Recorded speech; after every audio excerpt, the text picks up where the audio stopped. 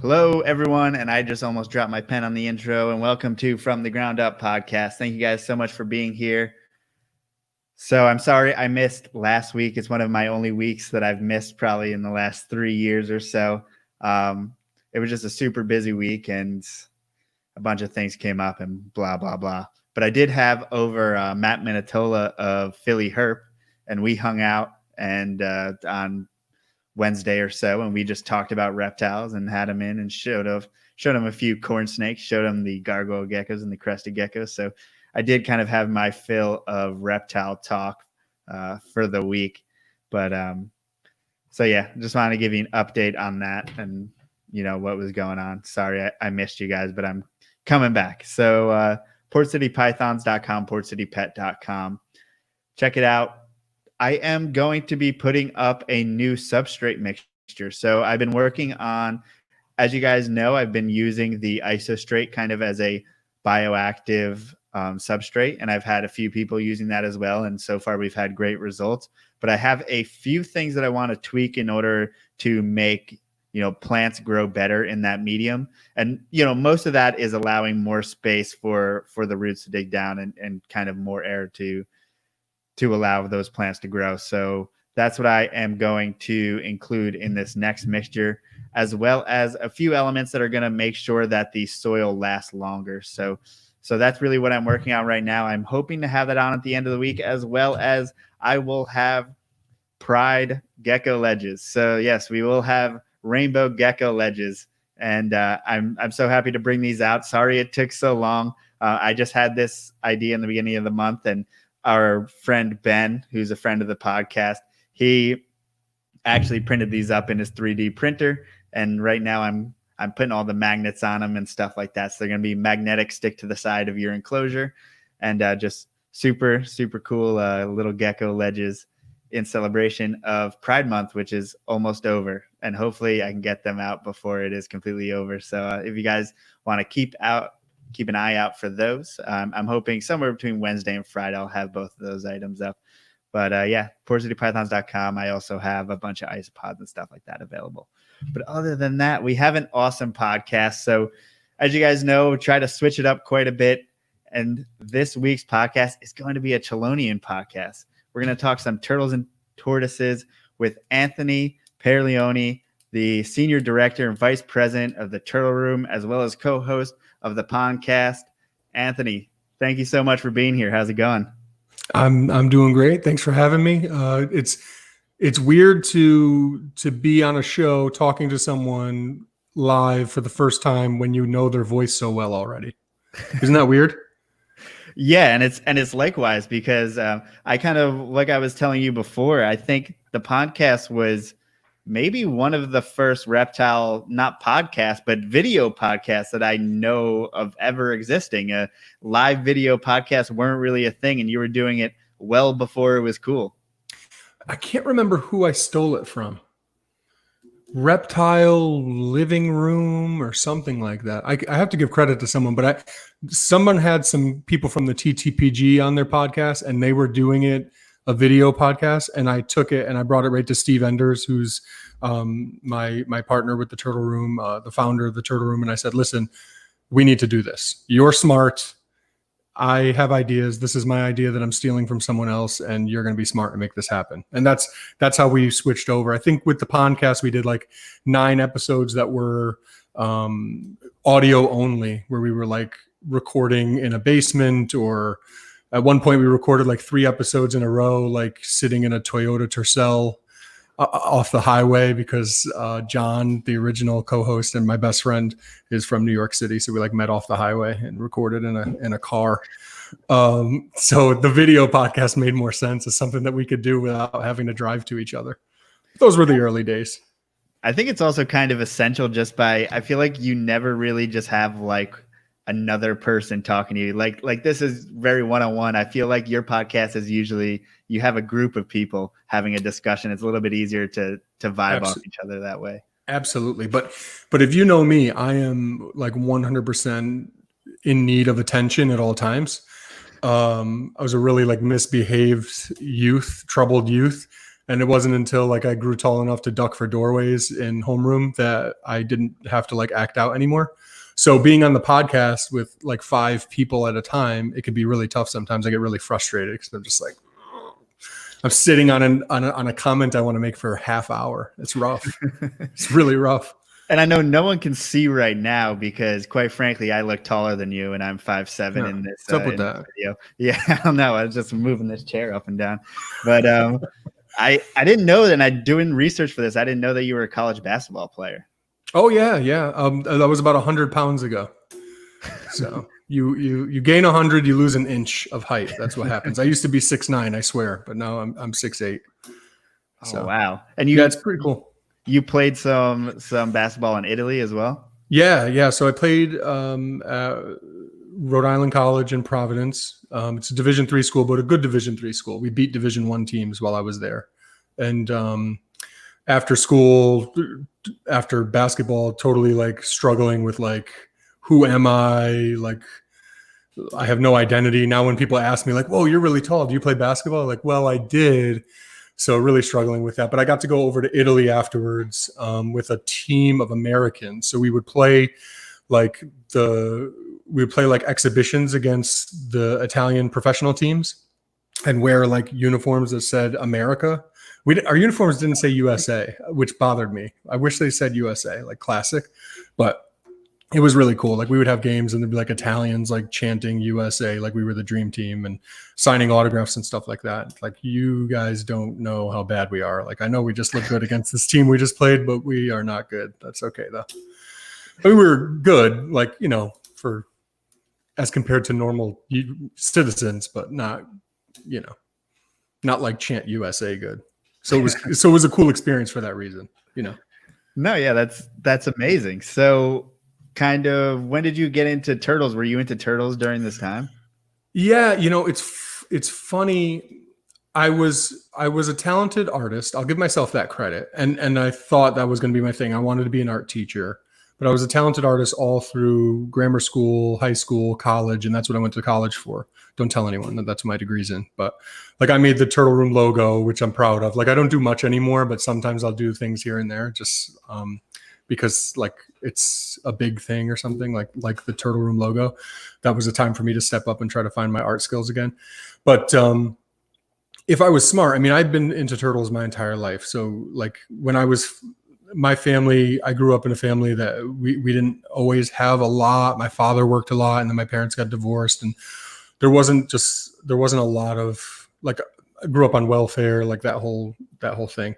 And my aunt used to watch me a lot, and she used to take me to catch turtles when I like starting at like age 5, and we would go and catch turtles. And she wasn't a turtle person. Like my aunt was, and bless her heart, she passed away when I was like 9. So from 5 to 9, she used to take me to do this all the time. And she was like a really great mother figure to me.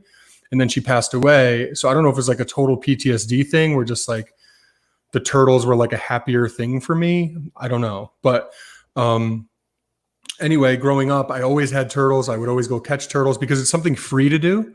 I don't need to go buy bait. Like if I'm even going fishing, which is a cheap thing to do, I don't have to have a lot of supplies. You don't really have to have anything, and you can just go down and go and find turtles or snakes or whatever. But turtles were always my favorite. I would keep them all the time, and I had them all the way through high school as pets.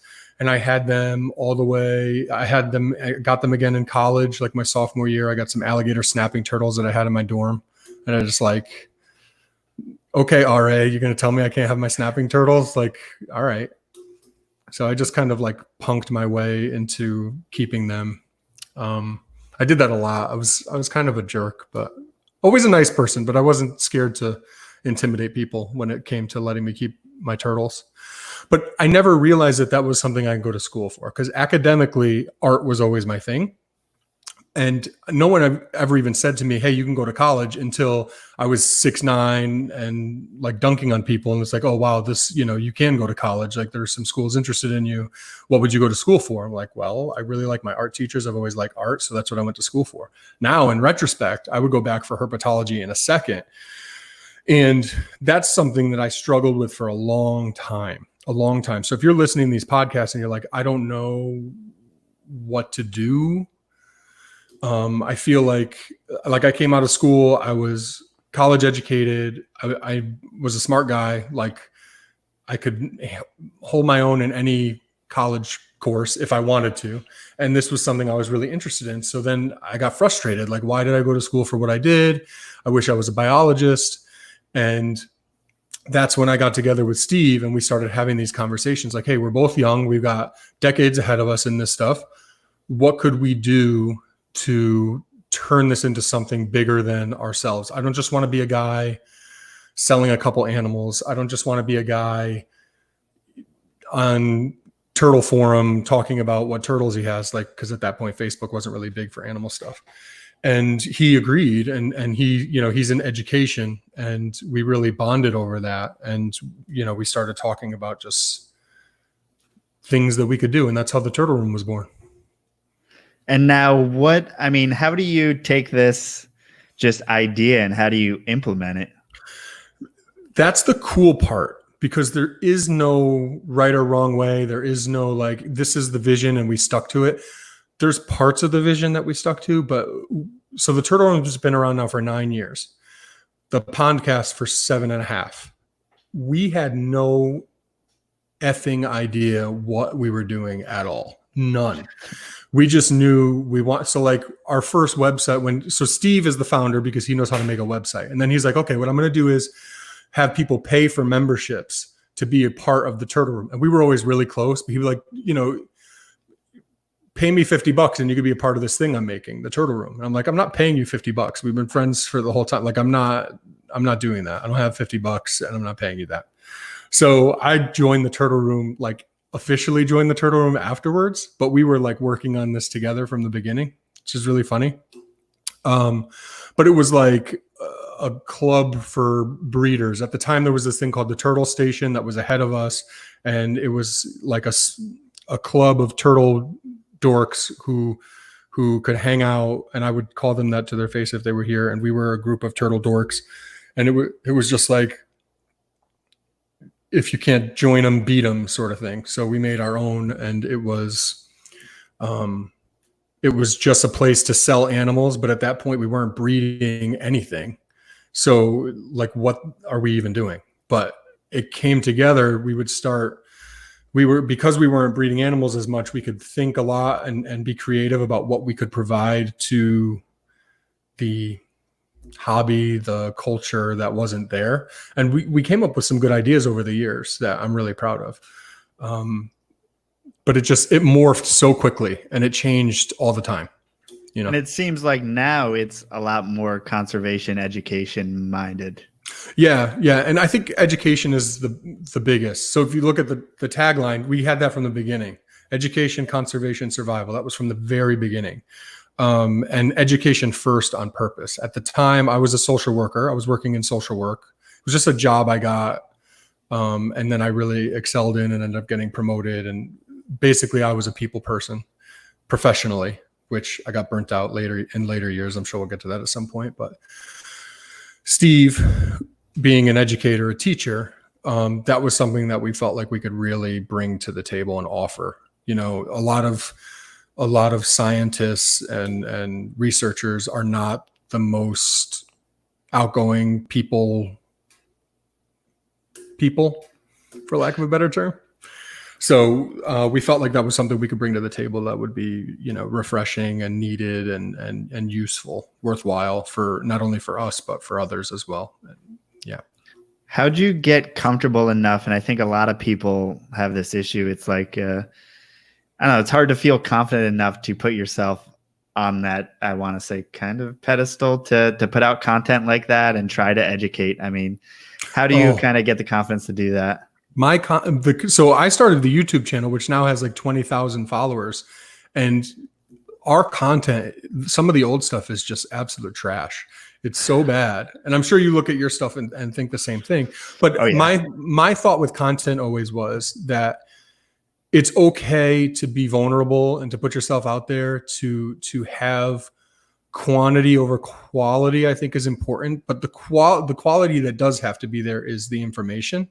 So we have a lot of videos that have some pretty decent information, but really bad quality in terms of like video production. So, and I'm okay with that. So I think it was just just realizing that was really important for me and for us.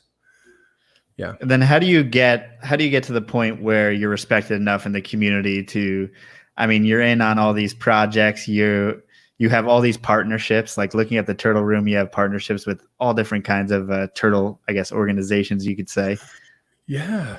It happens over time, man. It really does. And I think for us, the most important thing was building a team. I could only do so much by myself, and we all bring something different to the table. And as we started to grow, that was the thing that you start to look for, right? Like, okay, we're not going to have a team of biologists. So what can you do? Can you write?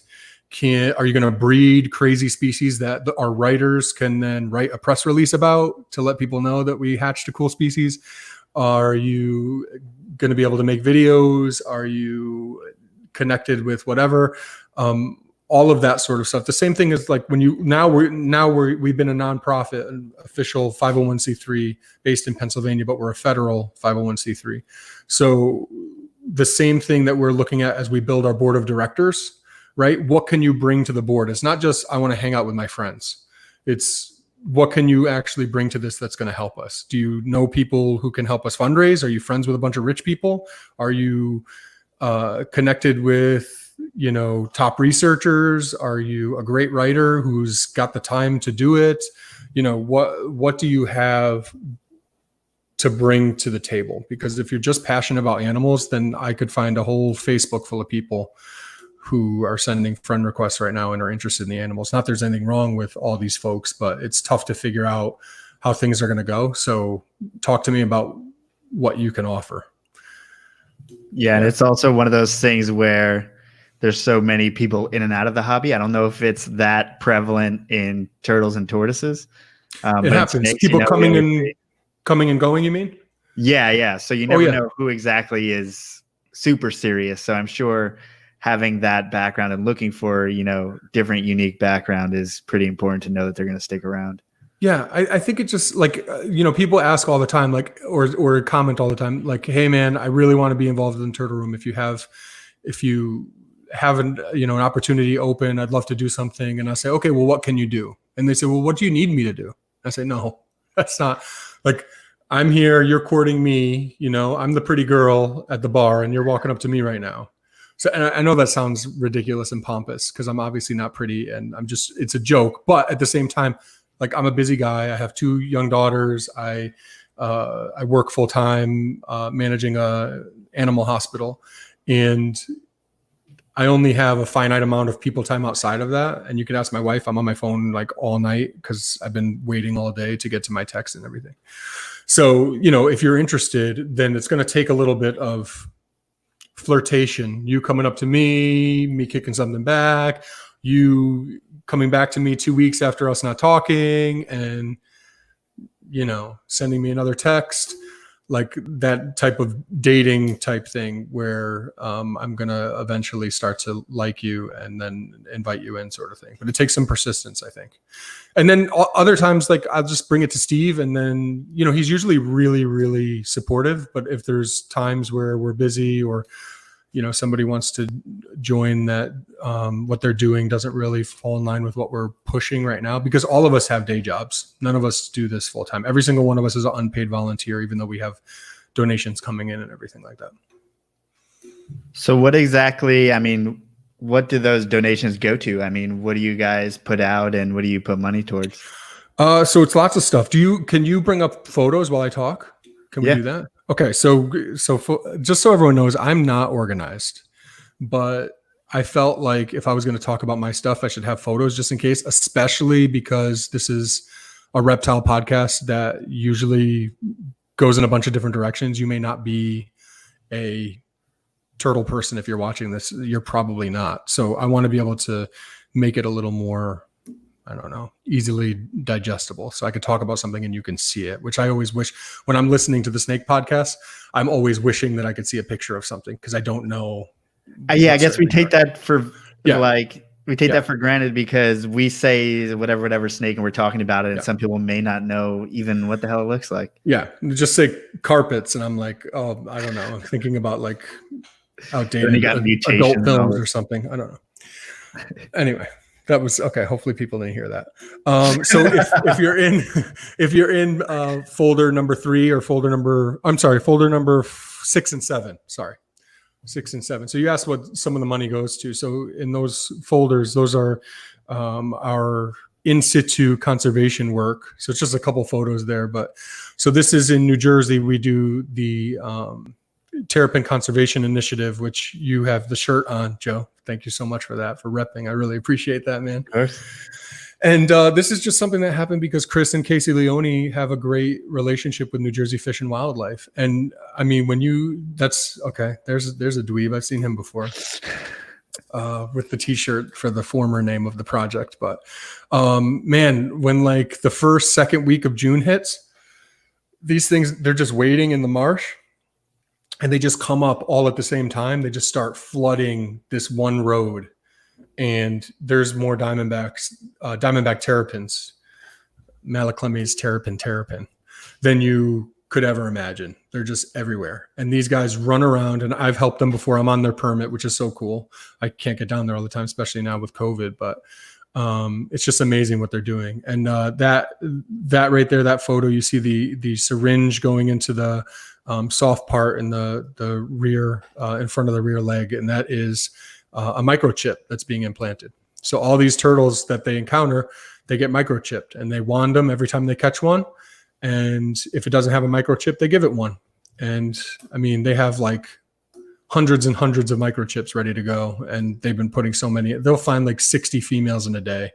And that's just what they can get their hands on. The road is long. So, you know, if you come over here, because there's 3 terrapins, then you could be missing several down the road. So they're just up and down the whole time. And when it gets busy, they're missing a ton of them. But it's crazy cool. And if you go to the next folder, that's the wood turtles in Pennsylvania. So a lot of this stuff is happening in your neck of the woods. I know South Jersey is closer to you than the Pennsylvania work is, I think maybe. But that's a picture of Steve checking out a wood turtle. So this is in partnership with Pennsylvania Fish and Boat Commission. That's what they call their Fish and Wildlife, right? You know that already. And that's what they're called, right? I have no idea, man. I've only lived here for a little bit. Nice. So that's the name of their Fish and Wildlife Commission. In Connecticut, here in Connecticut, we call it the DEEP, the Department of Energy and Environmental Protection, which is just corny. But there's a wood turtle, like beautiful species that lives right here in the Northeast. And so we're not notching them. We're not microchipping them at all. But we're taking detailed photos so we can see what we're encountering. And that's also in partnership with NAFTURG, which is part of TSA, the North American Freshwater Turtle Research Group, NAFTURG. But this stuff happens over time, man. You know, you meet somebody and then you want to show them that you're more than just the hobby side, which I think is important. But we pride ourselves on really being in the middle of that, kind of straddling the line and being on both sides, the hobbyists and the conservationists, because those sides don't get along. And before we came on, I was talking about our involvement in the Spangler Eye stud book group, which is Spangler Eye. Can I go back just for a second? Because I'm just really curious about the diamondback terrapin before we go on to like Spangler Eye. Yeah, no problem. It's awesome. And switch in continents. Yeah. So I feel like diamondback terrapins, especially in say New Jersey, I feel like, and being in PA, I always see probably at least once or twice a year a headline of some terrible human being getting caught with like 80 diamondback terrapins, bringing them into the pet trade. So, I mean, what's the current conservation status of that species? And like, are those events in which, you know, say you're going there and microchipping those animals, is there some certain event that brings all these animals together, makes them easy to collect? Yeah, that the egg laying, all the females come up. And if you went to the Hamburg Reptile Show over the past 10 years, and they try to crack down and that sort of thing. But and I don't mean to speak poorly about Hamburg, because it's a really important part of my own growth and my love of this stuff and my partnerships. Like, a lot of those started and grew at Hamburg. I love it. But at the same time, there's the ugly side to it. And I think that's one thing that we need to really be mindful of. Like, if aliens were watching the US and they wanted to know about the reptile hobby, which why would they?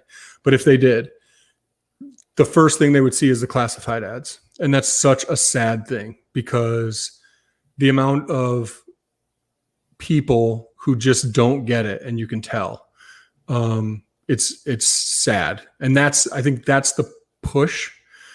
When I see someone put a bunch of information down there, you can tell that they care about the animal, that they know what they have, they bred it, that sort of thing. Awesome. But you can tell when somebody's a flipper. You can tell when somebody took something from the wild. You can tell. And like, it's just not a good look. It's a field collected, like you just got that, or you just paid a person who just took that. So anyway, if you went to Hamburg, you would have seen a lot of female diamondback terrapins. And the reason is, to get back to your point, the females all come up. It's almost like an aribata, which is like in South America when you have all of the sea turtles come up at the same time, because predators can't eat all the eggs at the same time. Now, that may not be why diamondback terrapins are doing it, because believe me, the crows and foxes and raccoons do a number on their nests. They come out during the day because they know those terrapins are coming up in the second week of June. They can just tell. They're dialed in, and that's a huge part of them surviving and multiplying. So that's why Chris and Casey's work is so important. But yeah, to your point, it's not just diamondback terrapins. Dave Summers is one. That guy was selling Dave in PA. He would go to New Jersey, take adults, get them to lay eggs for him, sell the hatchlings, sell the adults, and sold so many over the years. And he would like ship them through the post office, like in an envelope, like crazy, like in a cereal box. He would ship the weirdest ways, and people would always talk about it. Like, that guy is so shady. And then a couple of years ago, he got caught. And now the past couple of years, that story keeps getting recirculated as the guy in New Jersey and Pennsylvania who was taking the diamondback terrapins. But, something for people to understand, and this is big. So I live in Connecticut. I specialize in mostly in exotic turtles and tortoises, but mostly Asian species, because a lot of those species are really in need of conservation. Like, a lot of the species I keep are extinct in the wild. Like, this species hasn't been seen in the wild since 2013. This one hasn't, was thought to be extinct for 80 years and then got rediscovered and then went extinct again, functionally extinct. So the Asian turtle crisis, which was first brought to us by Bill McCord, who's a huge name in Asian turtle research and has 2 species named after him. He's been a great mentor and is awesome, but he was the first one to bring the Asian turtle crisis to light. And it's something that I really was interested in. But right now, that has become a vacuum for turtles from all over the world. So like, when I tell you right now, if you don't know this, but huge confiscations are happening in the US, and that's only a fraction of what people are attempting to get out. But huge confiscations of our native turtles, eastern box turtles, diamondback terrapins, map turtles of various species, even 3-toed box turtles. All of these species, spotted turtles, are getting collected locally by people who just don't give a damn. And they're being sold to Asia, overseas, and they're being shipped out. And the majority of these are not being found. But there are confiscations of 300, 500 animals happening, and you don't even hear about it, because I know the people who get those confiscations. So it's happening and people don't even know. But the box turtles that you grew up loving, or the spotted turtles maybe that you grew up seeing, that sort of stuff, they're not going to be around forever. They're just not. You can't stop the people that are doing it.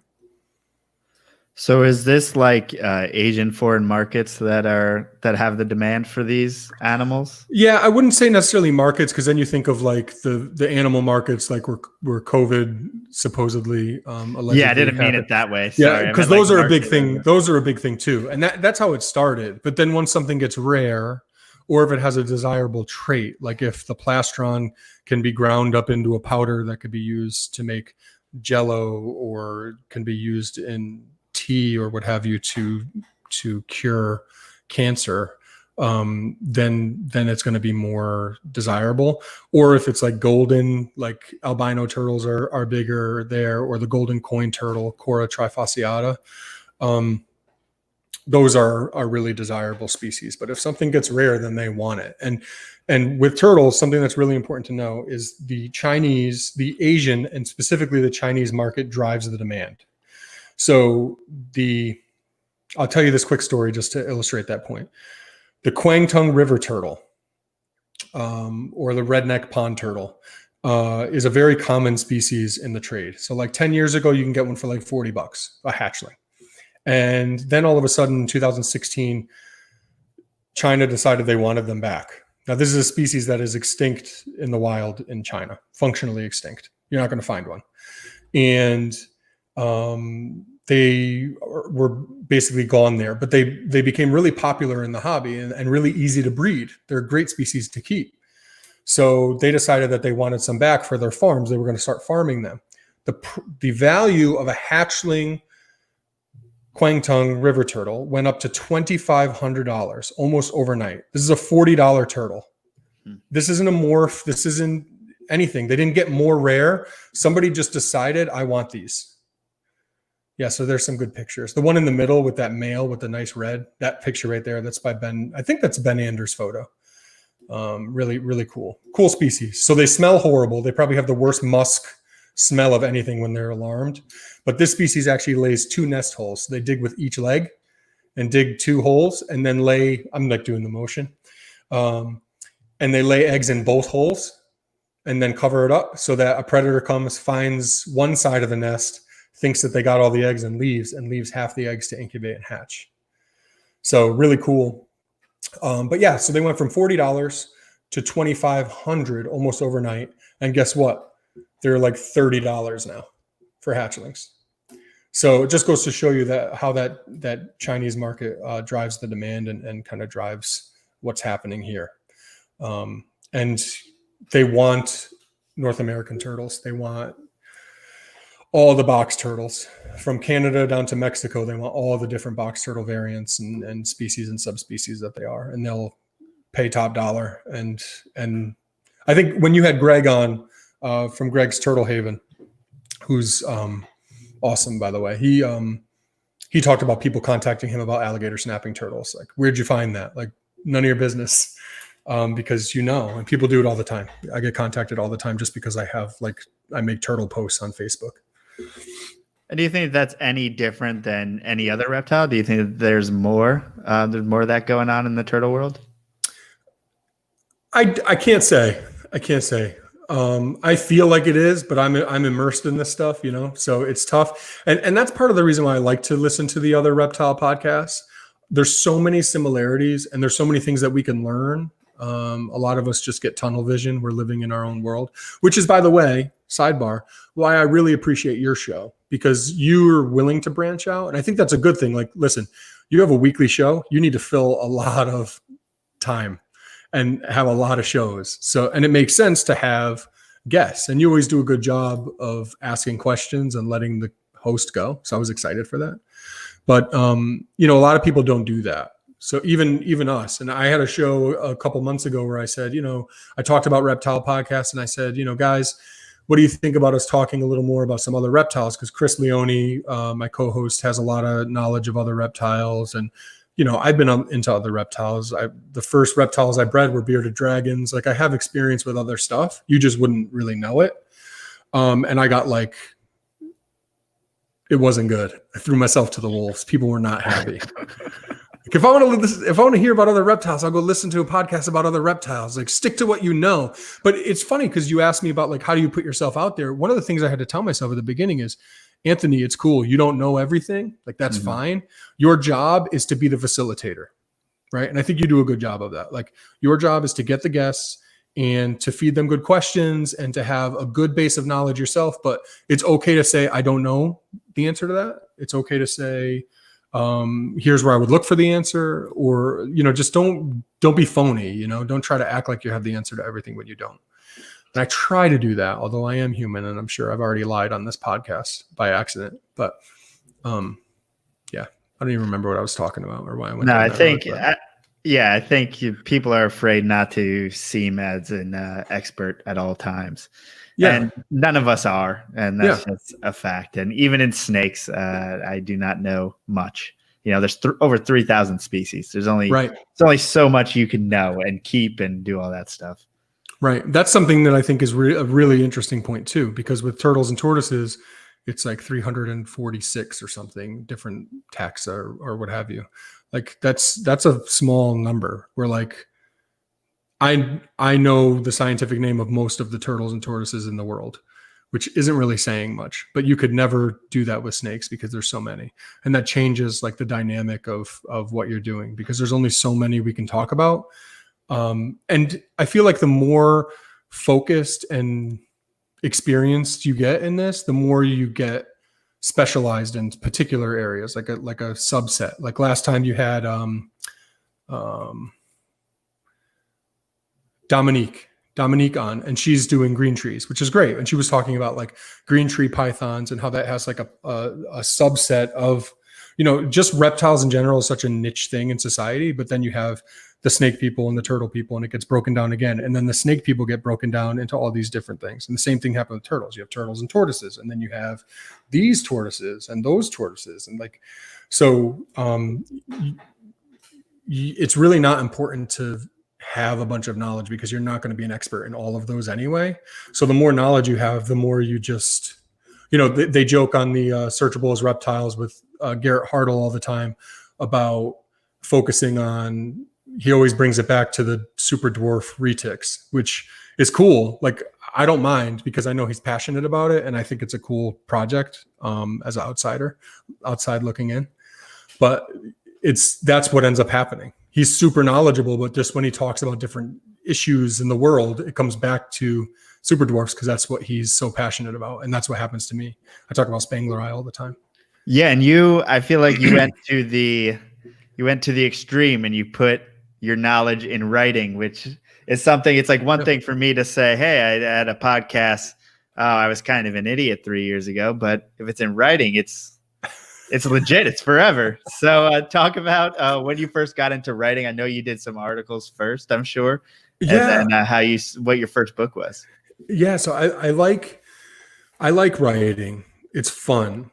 But I'm not really good at keeping myself motivated. So a book that I wrote being published is probably my biggest triumph as a human being. I was telling you before we came on, and I've said this on the podcast before, the Enneagram is a personality test that helps you have more self-awareness and then helps you work with other people. And that's something that I'm really big on in my professional life. And I'm a 7, which means I'm Michael Scott from The Office. So I want to do the fun idea, and I'm totally distracted by the fun idea. Somebody brings it to me and I'm like, yes. But where I struggle is organization and follow through. Personally, if I'm just being totally honest. Now, I'm a successful professional. I go to work every day. But like my people at work know, the people I manage are more organized than me. So I rely on them heavily to help me. And I'm more of the idea person. So anyway, the book is really a growth thing for me. It means that I really accomplished something because I have all the ideas. I read about the animals because they're important to me, and it just worked out. And I went to Russ Gurley, who's he has Living Art Publishing, and he's published about, I don't know, probably 30 books on reptiles, snake books. He did one on, I think Serpents in the Clouds is his. That's on the Boylan's. How do you pronounce it? Yep, Boylan's Python by Ari Flegel. Yeah, I think he did that book. He did like a book called Lizard Man. He did like short books on like tarantulas and all sorts of cool stuff. But he published my book, and it was something that he wanted to do for like a decade. And then I came to him and said, "Hey, I have an idea for a book." And he's like, "I've had that idea for like 10 years, so let's do it."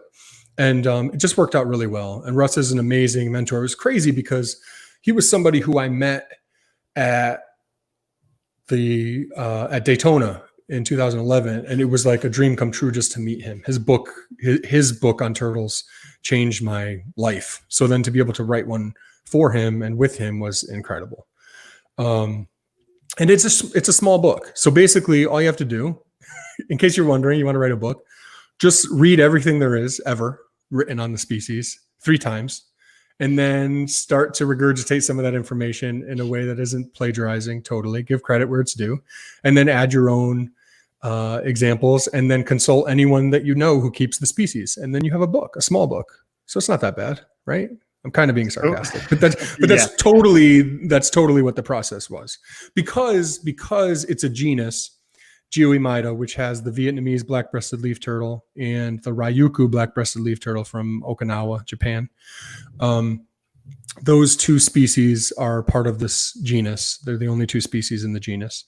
And there's not much written on them, not much research. So you breed them for a few years, you read what's out there, and then you start to form your own opinions, and it makes for a nice little book. It's not a huge triumph for me, it is, but it's a nice book. Well, I think it is a huge triumph because anyone who's written a book before, I know no one has ever said it was easy, and they've all said it was, it's an undertaking for sure. So what, as far as working with the species, I mean, how did you first get interested in them? Oh, it's so funny. I guess the genus. It's so funny. Like, I didn't want them. Isn't that always how it goes? Like, this wasn't something where I'm like, oh man, one day I'm going to keep them. They're so cool. I talk to people every single day who want Spengleri and Japonica, and they say, and I'm not, again, trying to sound pompous. It's just what I talk to people about, and people will contact me and ask, because my name on Facebook is Anthony Pierlioni, and I'm the only Anthony Pierlioni in the world. And it says it right on the book. So people ask me about those species all the time. They want the species, and I don't blame them because they're awesome. But when I was starting with them, I didn't. And there's a partner of mine with the Turtle Room, Ben Forrest, who's one of the most accomplished husbandry minds you'll never hear about. And he likes to keep a low profile for good reason, but he talked me into it basically. And he said, listen, I've got these, think about them. I think they'd be great for you. Cause I'll talk about, I want small species that could do well in my climate. It gets cold and dry in the winter, humid and kind of warm in the summer, but it's fleeting, it's only half the year. So what species really fit to that? And this was one that he recommended. And I kept them. Can I help you? Oh, good. My wife just found the star tortoise I was missing outside.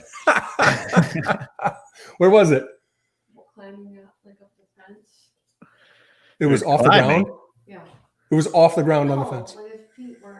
Oh my gosh, this is amazing. Star tortoise. I'm like, you got to be kidding me. I never put them outside, but I was like, you know what? Let's give them a little time outside. Some, because it was 92 degrees here today. Super hot today. Yeah. So I put the star tortoises outside, and I couldn't find it. I was like freaking out before the show. So there we go. Live action. My daughter comes up and is poking me and pointing. What oh God. Saying? Speaking of live action, was that like the worst period ever to be a turtle dude during the Turtle Man? Oh, Pere? so bad. So bad. Because the dude was full of it. And as a turtle person, I could tell you. Let me tell you why. I know we're going down. We had a whole thing we were talking about. Now we're off on a tangent, but that's okay. Oh, and I knew that this was going to create a tangent, which is part of that's okay. Yeah, that's okay. So that dude, like, I don't care. You're missing teeth. You're not that intelligent. That's fine. But like, if you have some like innate ability to like feel or observe or whatever, awesome. But like, I've been catching snapping turtles my whole life, and all he's catching is common snapping turtles. Big deal. Like, you could have a better show with Greg, who's catching alligator snapping turtles. he would go down and he would, every single time he go in the water, and he would talk about how a snapping turtle could charge you. Like, I'm just telling you, that's ridiculous. So if anyone tells you snapping turtle bit their foot while they were underwater or came after them or whatever, it's complete nonsense. Snapping turtles will not, like, I grab a big snapping turtle underwater. I'm underwater with the turtle and it doesn't do anything. Doesn't even react. It just kind of will try to swim away. The second you break the surface of the water as you're pulling the turtle up, it will immediately bring its head back and try to snap at you immediately. And that's where they get their reputation, is how they act on land. You see them walking all awkwardly, right? Like an alligator, they kind of stand up and walk awkwardly. That's where they get their reputation. But in the water, they won't go near you. They're going to try to flee because they're not as awkward. Confidence. They move faster in the water, so they don't have to fight. Why would it make sense? I'm 350 pounds. Why would it make sense for a huge 40-pound snapping turtle to fight me? It wouldn't. You're going to end up being soup if I want you to be soup. So why would a snapping turtle do that? Right? You fight me. You wouldn't fuck with you.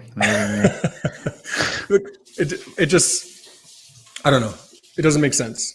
So, and that's just how they react. So if I see one, I will just jump in the water and not worry about it biting me until I need to get my fat ass out of the mud and back onto the bank so I could wrestle with it a little more, because then that's when the fight actually starts, not in the water.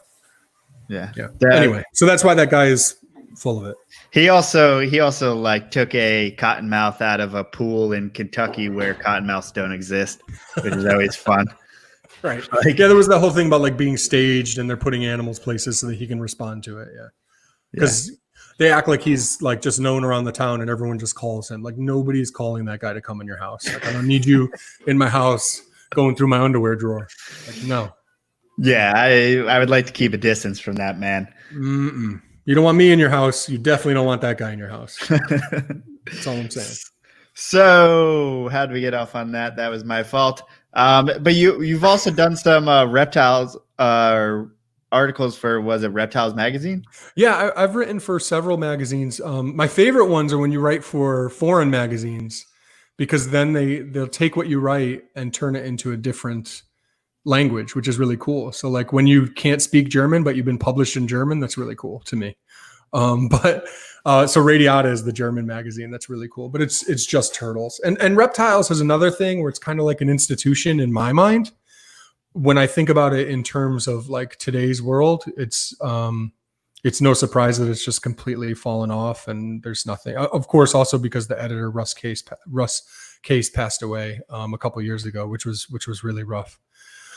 But several of us who wrote for Reptiles, when he passed away, would reach out to the new person and just hear nothing back. So I've never heard back from someone at Reptiles, even though I got the inside information on who I needed to contact and that sort of thing. So, but that was a big moment for me. That cover that you had up was the first time that I wrote a story that became like the cover story for Reptiles magazine, which to me was like a really big deal. Because if, when I first started reading Reptiles magazine, you look in the back for like the ads, like if I met someone who had an ad in the back of Reptiles magazine, I would have been like a schoolgirl meeting Taylor Swift. Like that's the level I was at back then. So then to be like, I wrote the article that is on the cover of Reptiles, even though by that time it was fizzling a little bit. It went to like 6 issues a year and stuff like that. But I wrote for them for a few years. I only wrote for them 3 times, but it was great. It was great. And I write for other publications as well. Yeah, I think that's something that as a kid, when I was in pet stores, whether it be the local pet store and then eventually Petco's, PetSmart's, all that thing. But the one thing you see at checkout is always those Reptiles magazines. And that's, what you grew up, at least for me, my people my age, that's what I grew up, looking at or looking up to. I couldn't ever even dream of being in that. And it's a shame that there isn't that kind of platform that exists now. I feel like now people create their own content, which is great, but there's no like gatekeeper telling me that I can or can't do this. So it's like, it doesn't have that level, I wish, you could put something into Reptiles magazine and then they elect it to be on the cover. Like there's not much of that going on. And then also, I mean, something like you were Chelonian Personality of the Year for the Reptile Report. Those awards were amazing. I miss them. Yeah. Everyone complained about those. Everyone, because it's unfair, and it's either a popularity contest or it's the editors picking who they like most. Like everyone could have an argument against or an argument for why it's stupid. I didn't think it was stupid at all. I think it's great. I think there's nothing wrong with a group of people wanting to build other people up. And I always felt that way before I won Personality of the Year, the editor's choice, the last year that they did it. And I was floored, and I wanted to try to act humble, but like I was freaking out. I had no idea. I was actually at the airport, at a bar near the airport, waiting for some turtles to arrive at like, I don't know, 11 p.m. or something like that. Like just sitting there, and my friend texted me, "Congratulations." I'm like, for what? I had no clue, no thought that would ever happen. And it's the dumbest thing ever. They gave me a little trophy and my name spelled wrong on it. And it's the proudest thing I own. But it's cool. And to be able to do that for somebody, I think is tremendous. I mean, it is a popularity contest. So like Chris Leone won for the Reader's Choice every single year that they had it, I think. So is that beef now? I mean, do you guys have beef? No, not at all. It's all love. It's all love. And then I can't do what he does. I don't keep the amount of animals, although from the looks of things around here, I'm trying to get on that level. But he's got to have like 1,000 animals, maybe more. I have like 180, which is like nothing. It's so much, but it's nothing at the same time. And I was always blown away just that he keeps so many species outside, and basically the same exact climate that I live in. It blows my mind. Yeah, but I mean, when you think about it, like there's a lot of species he keeps that it's too warm for him. Like I always joke and say that, like the Pine Barrens, like South Jersey is like North Florida. Like it basically is. It's hot. Like it barely freezes, and it's warm, and animals can stand it, like can withstand cold temperatures, and a lot of them need it. So he has Blanding's turtles and North American wood turtles that have produced less since he moved because, and his theory, which I agree with, is that it's just not cold enough for them there. So. And now I guess turn back to what we were talking about before, because that's kind of how my brain works. So the show goes all over the place. But Spangler Eye, we were talking before the show, and we were talking about how my first experience with this species in particular was at the Denver Zoo, and I saw it, and I didn't know that there was honestly such an endearing. I mean, all turtles are kind of endearing in comparison to snakes to most people, but this animal was just like adorable little thing with these giant eyes. I mean, what first caught your eye, or first, how'd you start getting to work with them in captivity mostly? I didn't want to. That's where we were at last. When my daughter walked in. Yeah, I didn't want to. Ben talked me into it, and I scraped my pennies together to buy a pair. And I actually had Steve, who I mentioned earlier. He helped me come up with half the money to buy them. And we bought a pair, and then I bred them.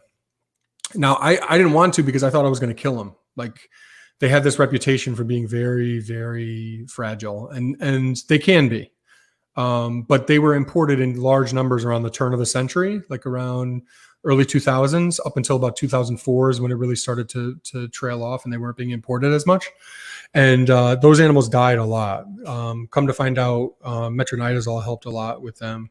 But in their acclimation, but really the key was, and I always think of this conversation I had with Bill McCord, where he says, with Spangler Eye, people would buy them in large numbers because I have price lists in my book.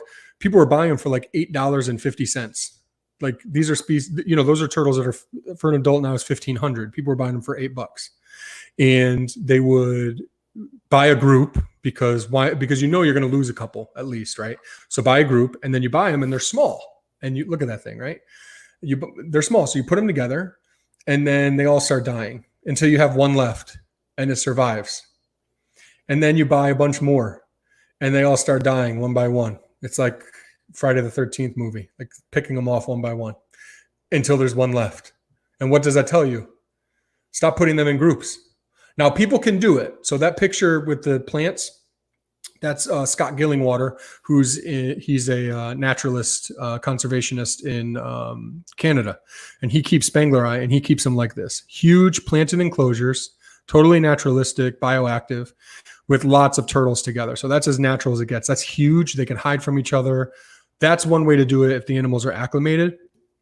I keep them individually because it's just easier. So I built what I call a Spangleri apartment complex. And it's 16, it's 4 levels and then divided into 4 slots. And they get a foot by 2 feet for each adult. They're super small turtles. Most of them don't even reach 4 inches as adults. And they hang out there, live plants, isopods, everything. They're like a dart frog that's more hardy, especially when they're alone. When they're alone, they're great. Keep them alone, then you'll always find the eggs. They won't get eaten by other animals. The male's penises won't get bit by other animals. It's just easier that way. Lots of horror stories from people who keep them together. Now, Scott can do it well, that picture with the plants there, but for the most part, you keep them separately and they do really well. But, and they're just great. I bred them right away. I fell in love. It was the first endangered turtle that I ever produced. And from then on, that was it. Every year we'd produce some and I would trade them. And now, I don't know, we have like 35 Spangleri or something like that, just because we, keep trading for bloodlines. We traded with zoos and other hobbyists who produce them as well. And it's just great. And then we've had people give them to us because they bought some and didn't feel like they were giving them the best life. So let me send them there so that Anthony could breed them, that sort of thing. So, are these guys like some of the other turtles that kind of look like them? Are they largely carnivorous, or what do they eat? Yeah, they're insectivorous mostly. Okay. There's a lot of argument about that. Some people will say like they should eat nothing but invertebrates. I feed them a mixture. I think it really benefits them to eat some fruit. I think it really benefits them to eat some pellets. And then invertebrates are important. I think in the springtime, I wake up, like every time it's sprinkling, I'll wake up at 4 a.m., go out and grab hundreds of worms and just feed them until they're going to explode. But the rest of the year I feed them like once a week. Super easy. And temp wise, you said that it kind of works with your room. So. Oh yeah, it's crazy. So in the winter, they should be cooled. So you want them to be between 45 and 60 degrees in the winter. So just like leave them somewhere. In the summer, they could be like up to 85. They don't need basking lights. They don't need UVB. If the plants thrive, they thrive. So you put them in with a bunch of plants, you spray the heck out of it, you put in isopods or springtails or earthworms, and they inhabit the enclosure, and now they have food because they eat isopods and they eat worms. So it's incredible. They don't really need anything special. The only difficult thing is probably diet. And, they are a little bit like a gremlin in that, if you let them get up to 90 degrees, that could be bad, especially for prolonged periods. And they're not going to breed if you keep them warm all year. So people who breed other stuff and keep the room warm for the year, you're not going to have success with Spangleri unless you can cool them. And that's with most Asian turtles, though. They really benefit from that. And were they particularly difficult to breed? And then also, how many eggs are they laying? They usually lay 1 egg. I've seen a radiograph of a turtle that had 4 eggs inside of it, but 2 were about to be laid and 2 were from the next clutch on deck. You could see the difference in the calcification. The most I've gotten out of a turtle is 3, which is really unheard of. I don't know of that happening at all in the United States before. But there's a rare locale that a couple people have in the United States that gets larger. Normally a Spangleri is like 100, 150 grams, but this locale gets up to like 350 grams. So it's like, these are small turtles, but this larger locale is 3 times the size. So they lay 3 eggs in a clutch, that larger locale that nobody really has. A couple people have. Yeah. So I could imagine with that low fecundity. Yeah. It keeps them pretty rare. Yeah, it does. And that's something, honestly, that I looked for. Like, okay, I'm in the north. I'm in Connecticut, the tax me to death state. And heat costs a lot of money and real estate costs a lot of money. And I'm going to need to keep the stuff I keep, a lot of it inside. So what's small and what is going to be important for me to work with for the long haul? So like I have spider tortoises as well, which are a really cool species, 1 egg at a time. So that species will never get popular, common, I should say. And just like Spangleri, the eggs are tough to hatch. So that's kind of the deal with that. But if you go back to the Spangleri for a moment, those photos, there's a couple pictures there of the Japanese, the Ryuku, black-breasted leaf turtle, or Japanese wood turtle. Those two over there. Those are two of the most, that is one of the most like attractive species you'll see. It's just so cool. Maybe it's just the turtle guy in me talking. No, I mean, anyone could see that. I mean, that Right? thing is like blaze orange. Right. And you see the other one, the subadult, like that's crazy, right? Am I just saying that as a turtle person? No? No, it's Okay. insane. Good. Okay. That species has been a national monument, a natural national monument in Japan since 1975, June 26, 1975. Who's keeping track? And so they never were really brought out of Japan legally. So no zoos have that species. And people all the time will come to me and say, Anthony, I want to work with this, with Japonica, like for conservation. They're a rare species. They're endangered. I want to do my part to help. And I'm like, I try to be supportive, but in the back of my mind. So this is why ignorance is bliss, because the more you get into it, you get to learn the real story over time. Like that, Japan's never taking these back. There's not going to be a conservation side to this, unless you want to argue, breeding these will reduce the need for smuggling them in the future. But these don't get smuggled in very often either. But I do think that it's a good educational project for that reason. I think they're great. And I think all hobbyists should know about this species and why it's important and the story behind them. Because breeding a rare endangered animal doesn't mean you're doing conservation work. Conservation is complicated. I did a talk, if you go into the Turtle Ed folder, I did a talk at the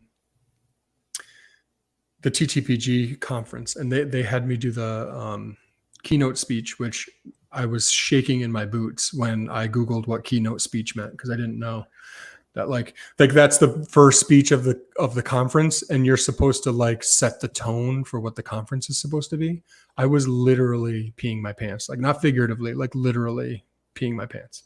And the talk I decided to do, because of what the conference is, it's on captive breeding, was called Education versus Conservation, right?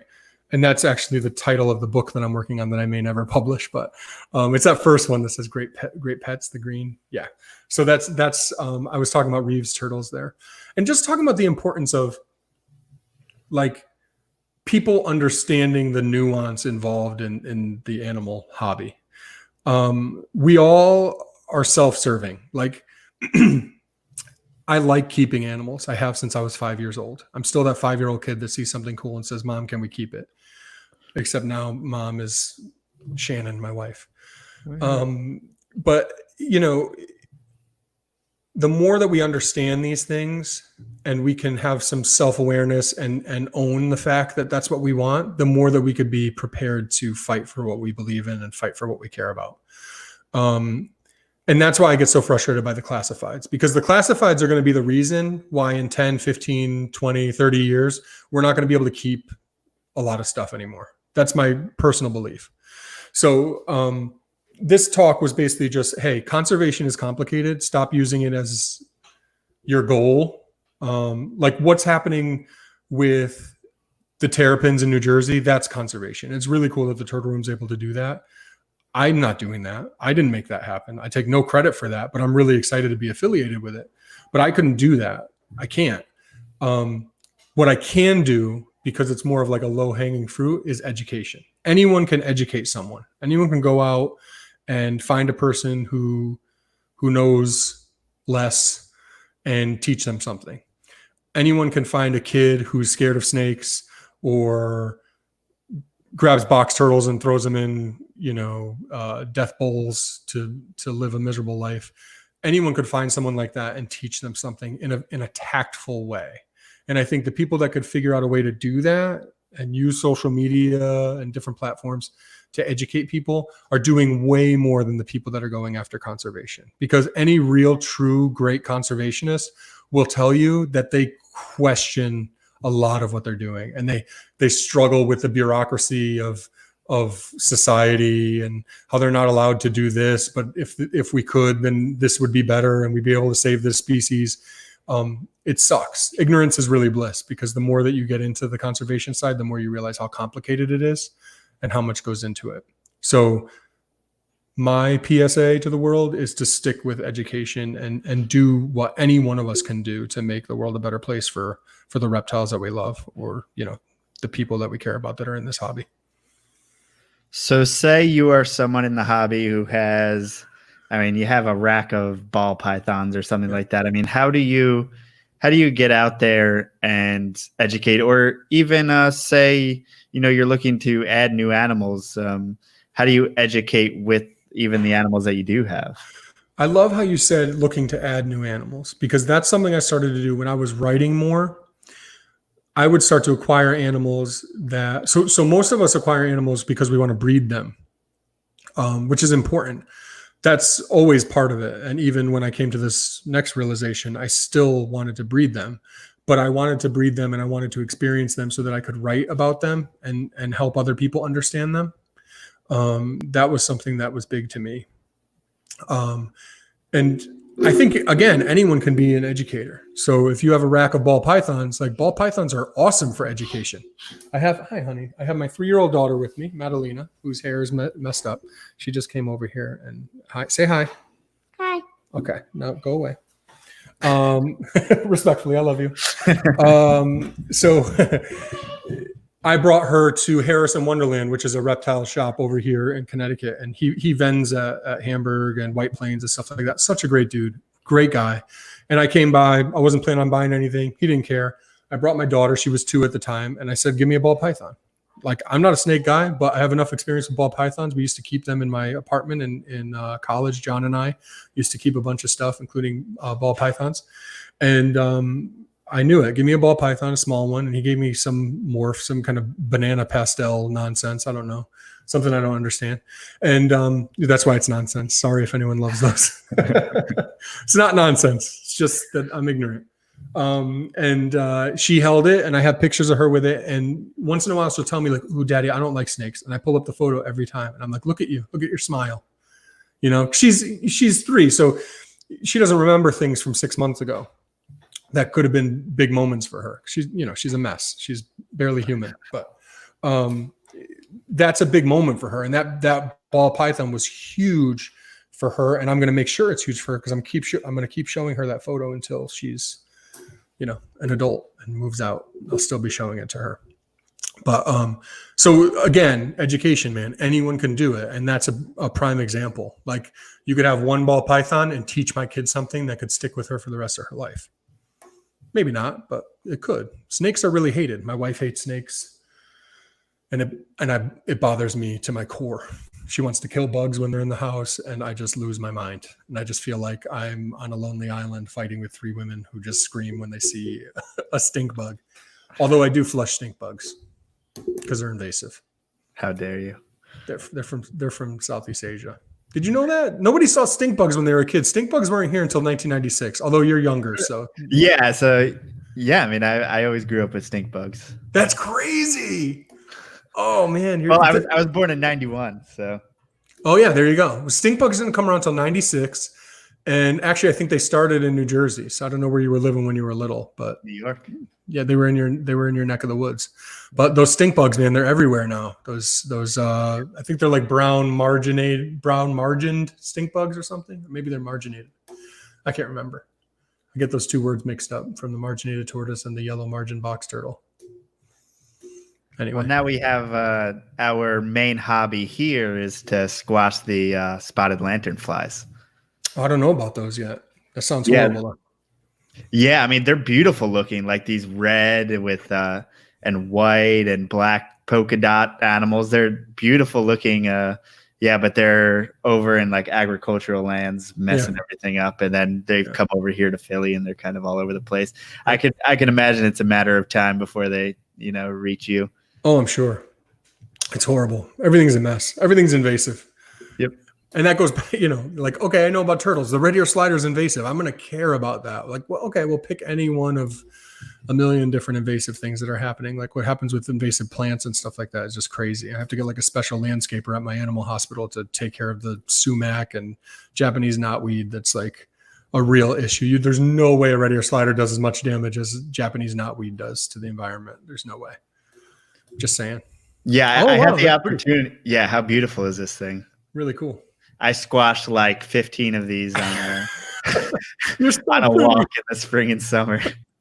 You're so pretty. I'm so sorry I have to do this to you.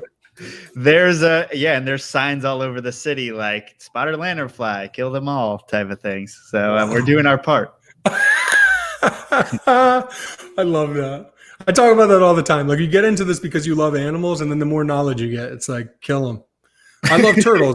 I love turtles. So please bring me every animal that's hit by a car and has eggs falling out of it, and as well as its entrails. Like that'd be great since I love turtles so much.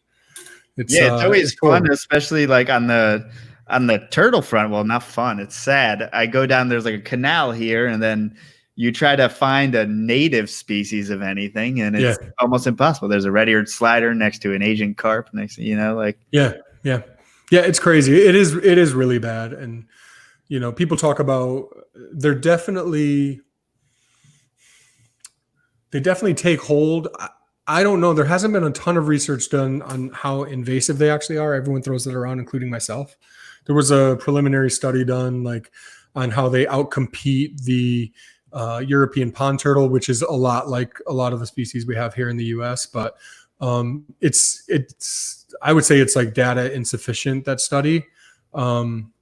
So some people will scream at you that they're super invasive. Other people who know way more than I do say, yeah, maybe pump the brakes on that a little bit. But I mean, if I find them in the wild, I remove them. One of the best partnerships I made, talk about education, is a place here in Connecticut called Dieter's Water Gardens that takes in red ear sliders that are found, that I find, or that like are surrendered or whatever, or need rescuing. And I probably send 50 to 75 red ear sliders their way a year. And they're a pond place. So everyone who goes there has a pond. So they educate them, hey, you can have as many of these red ear slider turtles you want for free because they're legal to sell in Connecticut. And you'll just keep coming back to us and bringing us your business because you love us because we give you free turtles. And you just have to make sure you put a fence around the pond. And, it's been great because it's either that or euthanasia at this point because there's just so many of them. Yeah.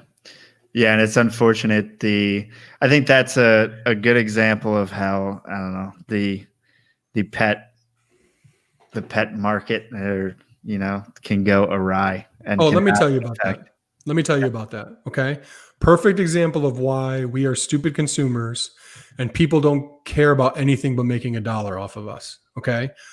Red ear sliders have a reputation for being super hardy. That's because people haven't taken care of them. And they're like other turtles that can survive a lot. That's not a red ear slider trait. That's a turtle trait. Okay. You can have a musk turtle, a mud turtle, a painted turtle. Painted turtles to me are way hardier than red ear sliders. And that's saying something because red ear sliders are hardy. But the reason that they're popular, do you know the reason why red ear sliders are popular? No. Joe? Okay. They are popular because they are bred in large numbers very easily in Louisiana, not because they're good pets for your kids. And in addition, then the 4-inch law comes into play in the 1970s, right? Because some politician's kid put a turtle in their mouth and got salmonella. Well, let me tell you something. If you eat dog excrement or put a leopard gecko in your mouth, you can catch something that way too. Okay. But when that 4-inch law came into play, that federal 4-inch law, then you could no longer sell turtles under 4 inches. Well, guess what turtle is the best candidate to stick around after that? The red ear slider that grows extremely fast. So they grow them to 4 inches. They don't even sex them. And then they send them up here and all around the US and the world to be sold as pets. And I go into Petco and see the red ear sliders and they're all females. get so frustrated because they're going to grow to be the size of a dinner plate. And people buy them thinking they're not going to grow that much, or thinking this is a hardy turtle. It's a great pet. It's not a great pet. It's a great turtle to be produced as cheaply as possible, to be provided to you to make as much money off of you as possible. Because if we sell you if we have a turtle that's $79.99, you're not going to buy it. So it works with the price point. And the same thing with the tortoises. We used to go to the Hamburg Reptile Show, and we would have a $50 sulcata next to a $70 Herman's tortoise. 2 hatchlings, both as cute as anything. And people again and again and again will come and buy handfuls of sulcatas, knowing that they can grow to 200, 250, even 300 pounds and break through the foundation of your house, like literally through the concrete foundation of your house. But people don't care because they lie to themselves, right? They make excuses to justify what they want to do. Well, I'm young now. By the time it's getting big, I'm going to be on my own and I'm going to own a house. Okay, guess what? I'll have fun rescuing that turtle from you in 8 years with its metabolic bone disease, right? Yeah. Get a sulcata. It'll be fun, they said. I think that's the quote on that meme. It's like the meme, yeah. Yeah, but it's that's the 3rd largest species of tortoise in the world. And they breed extremely readily. When you're a sulcata breeder, you hatch 5,000 sulcatas a year. And think about that. 300-pound tortoises, and you just hatch 5,000 of them. That's crazy. But the demand is there. And they're for sale in pet stores in Maine. Who in Maine? You can barely heat yourself in Maine. Who wants to heat a sulcata tortoise over the winter in Maine? The 10-month winter. That's absurd. It's absurd. So again, it's not what's a good pet. It's what's good for me, who's making a buck off of you. So I like to educate about that too. I think, for a lot of people, ball pythons are a good pet because they stay relatively small. They're docile. They're not going to bite everyone and make them hate snakes. They're a great pet for that reason, from my outsider's perspective. And there's a lot of turtle species that get overlooked. Painted turtles. Painted turtles are kept a lot. They're one of the most kept species, but it's usually people who are taking them from the wild because they have a huge range. But there's a lot of options out there. So I do a lot of consulting with people, like unofficial consulting, and people who ask me about turtles and trying to teach them what species is the best to keep as a pet. Yeah, and even last year I was at the Italian market in Philly, which is in the middle of the city. There's someone selling, red-eared sliders in a little bowl with a little palm tree in the summer sun all day. And so is there any reasonable? Something like a Greek tortoise or a Herman's tortoise seem like pretty good pets. Is there a decent alternative out there? Because turtles in general seem pretty damn difficult, to be honest, especially the aquatic ones. They are. They absolutely are. But it depends. I have several species that just live outside year round. So I have a pond. I'm in Connecticut, so I'm a lot colder than you are. But my pond, I have 4 species that live in there. I have several species that live outside. Then, like in the summer, like Chinese box turtles. I'm sorry, they live outside year round, except for the coldest part of the winter. So, like in the late fall, when it starts to get really cold, I'll pull them and put them in my garage. So they'll stay basically frozen all winter, but not 5 degrees, and like water gets in when the snow melts, and then it freezes to 10 degrees, and then they freeze and die. So just to keep them from getting wet and then cold. But then, 3-toed box turtles, super cheap species that actually needs to be rescued a lot, super inexpensive species that can survive in Connecticut year round. You just have to in the fall, dig a deep trench and then fill it in with mulch and dirt and stuff like that. And then maybe cover it with a tarp if you're so inclined. But the majority of my 3-toed box turtles survived here in the winter last year. And I'm saying majority because I've acquired a couple more since then, not because several died. But lots of species like that. And, Greek tortoises, Eastern Herman's tortoises, they can survive out here year round. I know somebody who breeds them in upstate New York and does really well with them, keeping them outside year round. And then there's stuff that does great inside year round. I have, all right, this is real talk. This is breaking news. I haven't even brought this on my podcast. my podcast, which is called the Pondcast. Yeah, I like how you slipped that in there. Sometimes I'll talk about like a podcast I listen to, and I'll be calling it a Pondcast because it's just so close. I have a stink pot musk turtle, which is a common musk turtle, right? Have you heard of these? They live up here in the Northeast, and they get larger. So Bergman's rule is species get larger as the species. If you have a locale that's more northern, it'll get larger than the southern examples. And it's not 100% all the time, but it's a good rule of thumb, I think, to follow from my experiences. So down in Florida, South Florida, there's a locale of stink pot musk turtles, common musk turtles, where adult females, and I'm not kidding, are mature and laying eggs at 2 inches long. I'm not kidding. So they're laying these little jelly bean eggs that are like the size of my mechanical pencil eraser, right? And like it's legit. So I had someone send me a few recently, and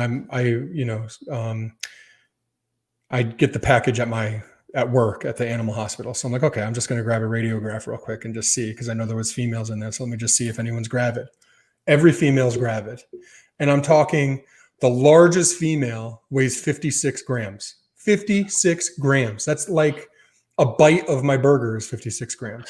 Like more than 56 grams. And the smallest one is 32 grams. And she's gravid with an egg. 32 grams. Like hatchling turtles come out at 32 grams. Yeah, I think that's an important distinction to make, because us snake people, I mean, of course, they say come out at 5 grams and stuff like that. Yeah, me too. The Spangler eye are the Spangler eye are like 4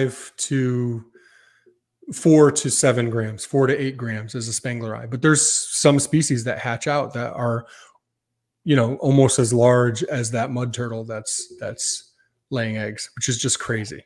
It's crazy. So 2 inches long. The shell is 2 inches long, just to give you an idea. So when we talk about a red ear slider that's 12 inches and literally weighs 100 times what that stink bot does. How is that a good idea for someone to have as a pet in a small aquarium that has green water and smells like sulfur and brimstone? It's just the grossest thing you could ever bring into your house. And that's how we're trying to keep getting kids sick, is to make red ear sliders the most common turtle, making PetSmart, making their best way to make $1, be taking Russian tortoises from overseas and shipping them here to then be bought by a kid and have them walking around your kitchen, a wild animal from across the world walking around your kitchen right after being collected and then stored with a bunch of other wild animals in their own feces. That's the way that we combat sickness. It just doesn't make any sense to me. And this is why these things are happening. And I think people just don't know that. So as much as I could be like a sarcastic jerk about it, it frustrates me. But then, whose job is it then to make sure that people know that that's why? So I tell that to almost everyone who, people at work or people who want to get a turtle for their kids or whatever. What about a Russian tortoise? Like, oh, interesting. You should ask about them. They're great, but do you know why Russian tortoises are the animal you can buy at the store? Because people don't know that.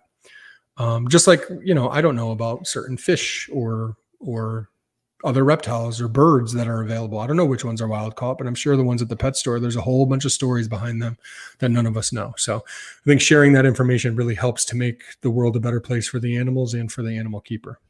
Now, this is probably something that's probably beaten so many times in your circles. Yeah. But I mean, for me, I hear about it. Obviously, we know like the 4-inch turtle rule. We know about the whole salmonella thing. But really, what's the history behind that? What is the legitimate, threat of something like salmonella in turtles and stuff like that? I mean, you can get E. coli from eating lettuce, So part of it is the fact there's always going to be a war on exotics because it's not mainstream. I work in veterinary medicine. I work with nothing but animal people, and I'm a weirdo to animal people. And let me tell you something, animal people are freaking weirdos themselves. People who love dogs and cats, they want to anthropomorphize their animals and that sort of thing. So there's a disconnect there, right? No one's ever going to take away dogs because a dog bites the mailman. That's a bad dog. That's just the way we look at it. But one snake kills a kid, and now nobody can keep snakes anymore. One kid, one child of a politician puts a small turtle in their mouth and gets salmonella, and now for the next 40 years, you can't buy a turtle under 4 inches legally, according to, for the pet trade anyway. At least they have that loophole with education, which is nice but again, people are going to abuse it. That guy, like you talked about in the Italian market or what have you, that guy's abusing it. And eventually, they're just going to outlaw stuff potentially. I don't know. Just a microcosm of what it's like. People don't care. And that represents all of us. So, that guy sitting at the market who knows nothing about turtles and is just trying to make $20, he is what I am. He's a turtle person. Total opposite spectrum, sides of the spectrum, but that's the truth. So I need to do everything I can to make up for him and all the other people that are doing that, I guess. It's a lot of pressure. And I talk about that all the time with turtles. Like, we chose turtles. Turtles are one of, if not the most, maybe the second, like only behind the great apes, to be in terms of endangered, their endangered status. The second most endangered vertebrate group, maybe the first. I think they're up there with anything. So we chose them. They didn't choose us. The turtles that I tortured as a 5, 6, 7-year-old, I like to think that those meant something. And I think that it matters. Like, these animals never asked us to be their advocates or to do what we do. So I think we need to do the best we can, because their lives and the success, the quality of life of the other animals depends on what we can teach people and what message we can share and stuff like that. I know it seems kind of soapboxy and like out there, but we have an opportunity to make the world a better place for them. So that's just kind of how I look at it. Yeah. And I always see things as far as turtles and tortoises go. They're so used and abused just in so many different ways.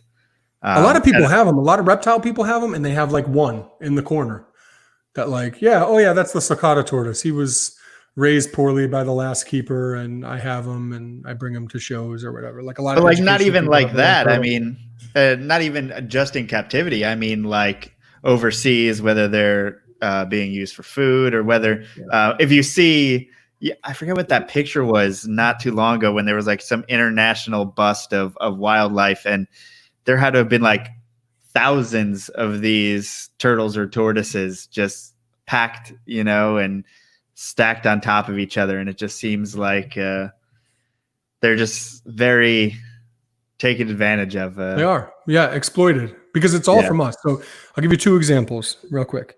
1939, Clifford Pope wrote a book. It's like the Handbook of Turtles. And it was like the turtle book at the time. Really, really good book that I really like looking at. And one of the first sentences in the book, I think, if I recall, it's right at the beginning of the book. He says, turtles are most recognizable to us in their liquid form. Talking about turtle soup. Like, at that point in 1939, people would eat turtle soup so often, they would, the same way my kids eat chicken, and I don't even think they realize that it's chicken yet. Like, we'll say, oh yeah, it's chicken, and then we'll serve them pork and say, oh, it's chicken, so they'll eat it. But like, I don't think they realize like a bird running around a chicken is actually the chicken they're eating. I don't think they made that connection yet.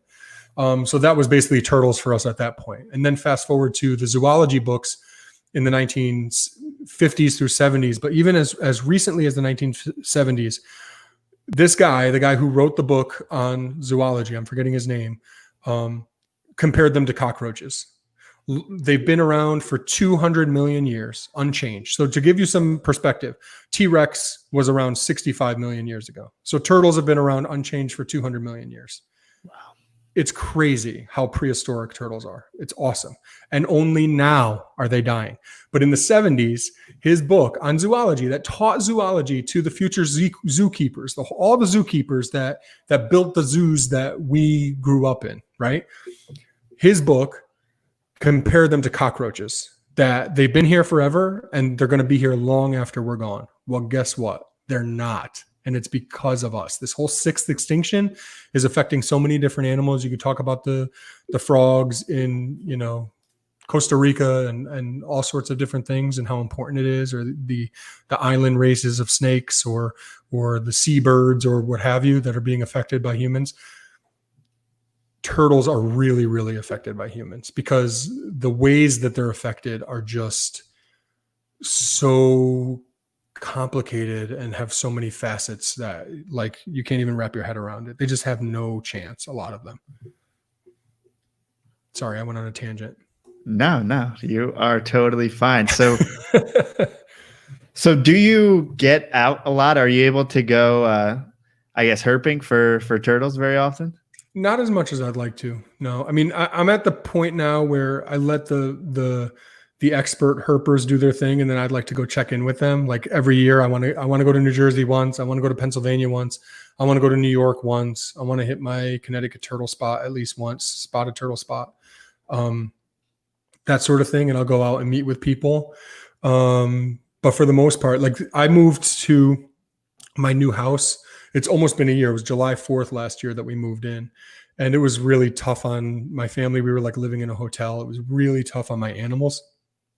To move with 150 animals of any kind is tough. Turtles are really tough. Mm-hmm. They need to settle in and the stress of that. So a lot of my stuff went to Chris Leone in New Jersey and then a couple friends up here in Connecticut. And it was just really tough. This first year I've been building my pond, I have 3 box turtle pens now. And then this house, one of the reasons we bought it is it has a separate basement that was part of an addition that you can only get to from outside. So like you're not walking through it to do your laundry or anything like that. So it could like smell, like I fed them this morning. So it smells down there right now. I got to go clean up the food. But my wife doesn't have to go in. She doesn't go in for like weeks at a time, which is great for me. I can just go have my space. So setting up that room, building the pens, securing my fence so that I don't lose tortoises under it. Cause I give some of my, we have a half acre and I give some of my tortoises, they just walk the entire yard, which is really cool. You just get to, interact with them acting like tortoises and having like free range.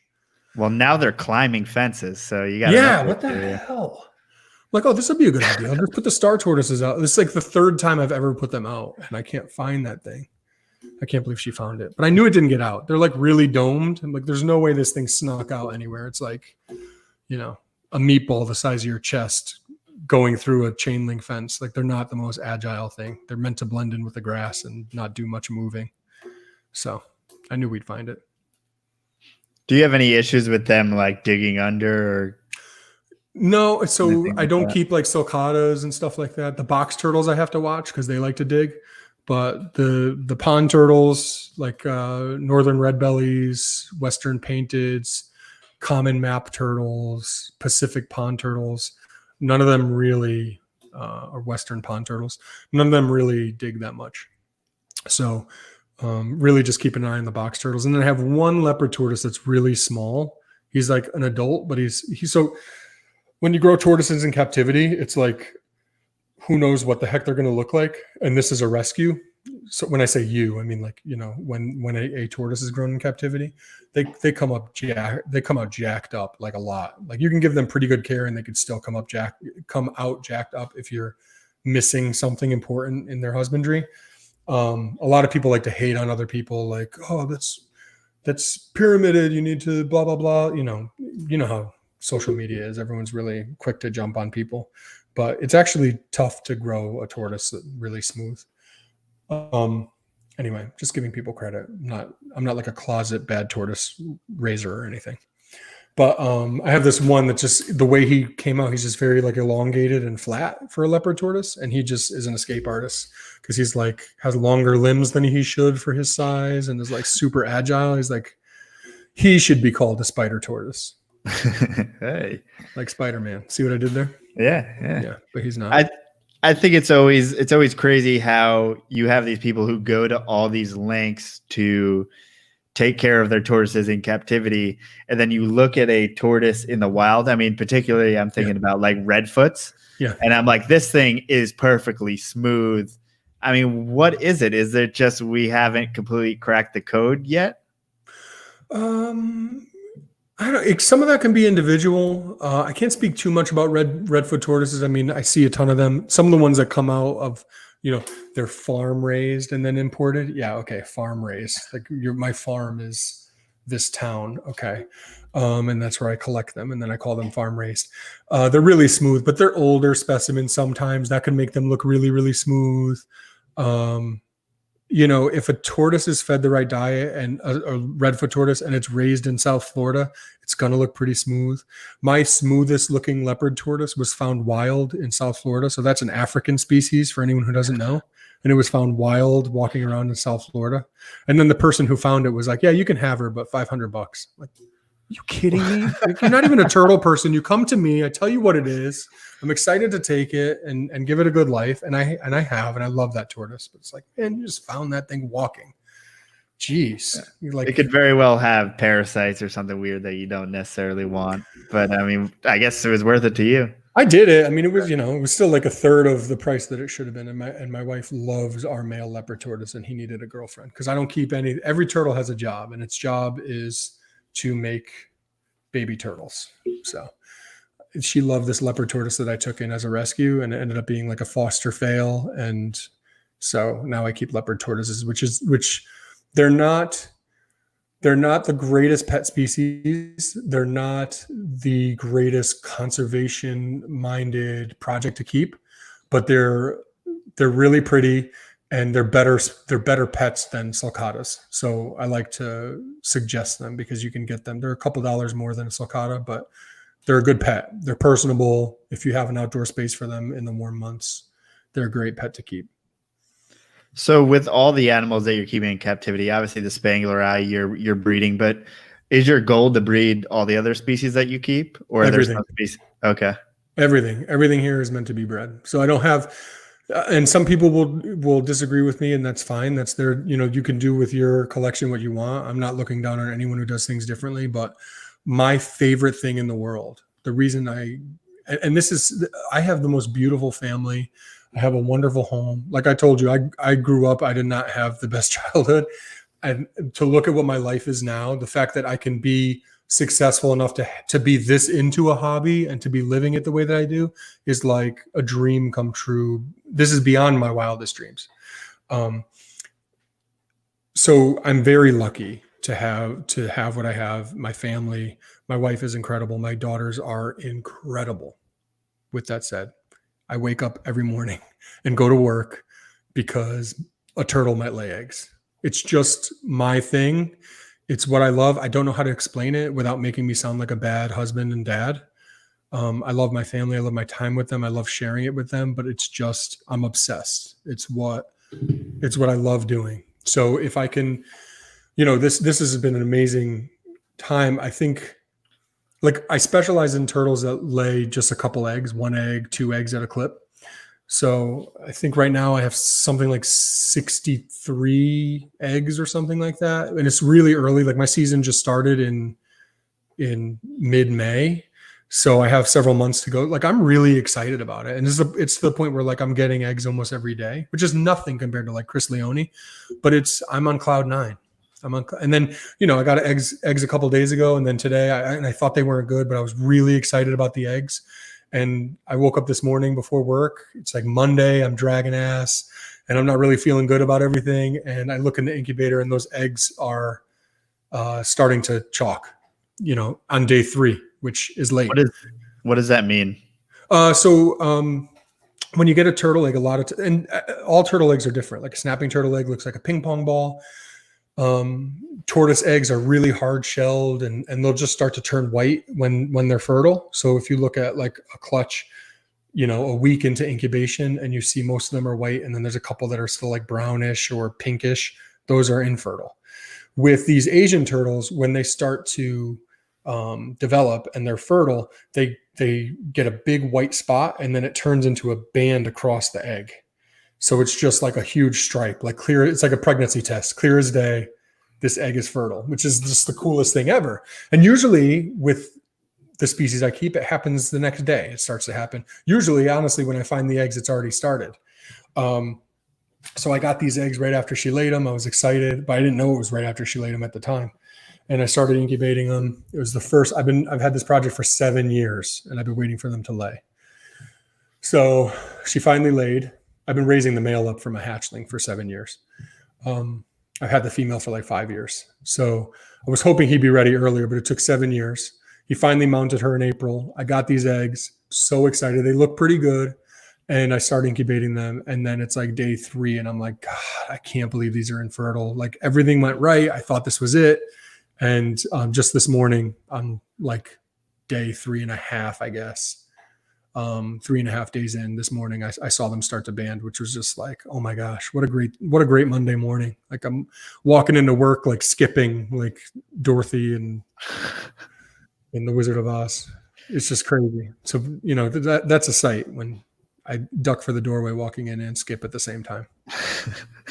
So it seems like there's a lot of drama involved in this whole process because obviously snakes, when they lay eggs, I know immediately what's fertile and what's not. Mm-hmm. But also, I mean, you have super long incubation periods, right? I mean, in comparison to say some of our snakes. Some do. What's a corn snake incubation? How many days? About 60 days. That's standard for some stuff. Like spotted turtles, 55, 60 days. Sometimes quicker if they're warmer. But yeah, Spangler eye is like 70 days at least. And I've had them go as long as like 125. The Denver Zoo has had them go as long as 135 is the longest I've heard. But there's some species like Matamatas are really long incubation time. If anyone ever has eggs, nobody breeds those really. One person in the U.S. breeds Matamatas. So everything. So those are this. Yeah, I was about to say I see them all the time. They're all wild caught. Yeah, they're all wild caught or farmed. That's shitty. Or farmed from not a farm. There's certain tortoise species and things like that could take up to a year. Sometimes over a year. Like I'm thinking of some like South American stuff too.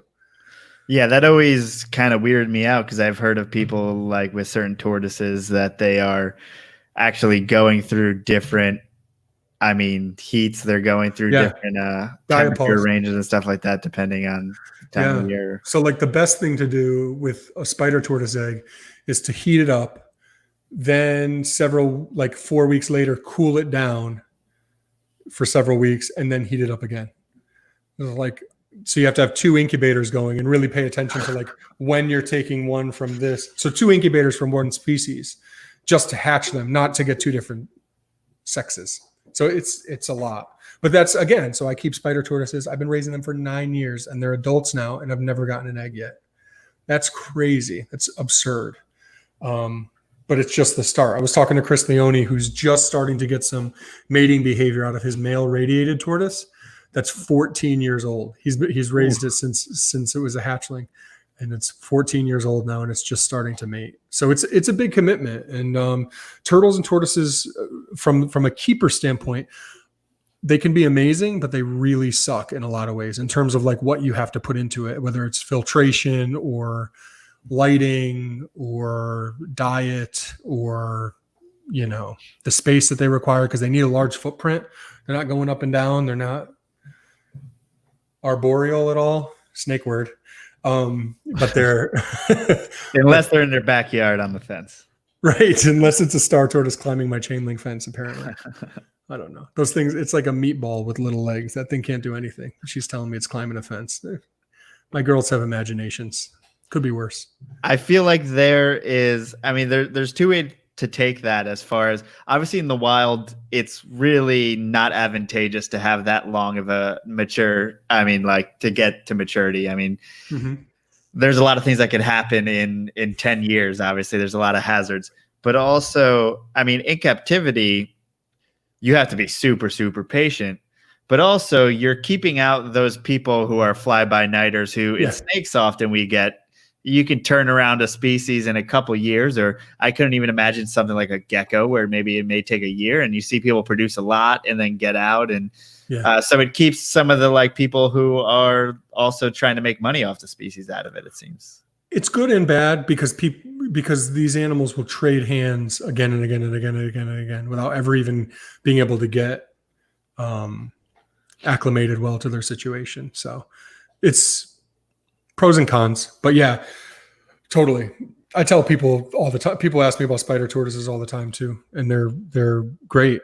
They have a reputation for being pet rocks because no matter what you do, whether you live in Florida or Connecticut, they sense it's like something with the barometric pressure. They just know when it's winter. Even if you keep them heated up and you try to spray them, they just know and they go down. They just, for 6 months, they don't do anything unless you put them in a bath and then feed them immediately after. Other than that, they'll just stay dug in for 6 months, which is crazy, but I think it's great. I get an off season where I don't have to do much with them. I don't have to worry about UVB really because they're not coming out. I don't have to worry about food much. I'll feed them like every 2 weeks just to make sure they're alive. I'll weigh them to make sure they're not losing a bunch of weight. Like that's a pretty cool project to me. And then in the summer, they just take off like they're running around, which is so cool. And to me, that's really rewarding. And they respond a lot to your husbandry. To me, that's like the best thing. But a lot of people will just call them pet rocks because they don't give them a chance. And then they end up changing hands a bunch before anyone even has a chance to have success with them. So, but everyone wants top dollar for them. So you're never going to get those unless you pay at least $1,000 a piece for babies, like adults, $2,000 all day long. And it stinks. Because people see them as bargaining chips. And when the only way to play is to pay a lot, then you're not going to get out of it on the other end without getting your money back. So, they're just, there's a bunch of people who are flighty, but are always asking what the animals are worth, which is unfortunate. I wish the only currency was animals you produced and you could just trade offspring with people. I find myself doing 3-way trades where I produce something, but I have to sell it to then, and I'll tell them, we'll pay this person because they have the animal I want. I don't even want the money. Just pay it over there.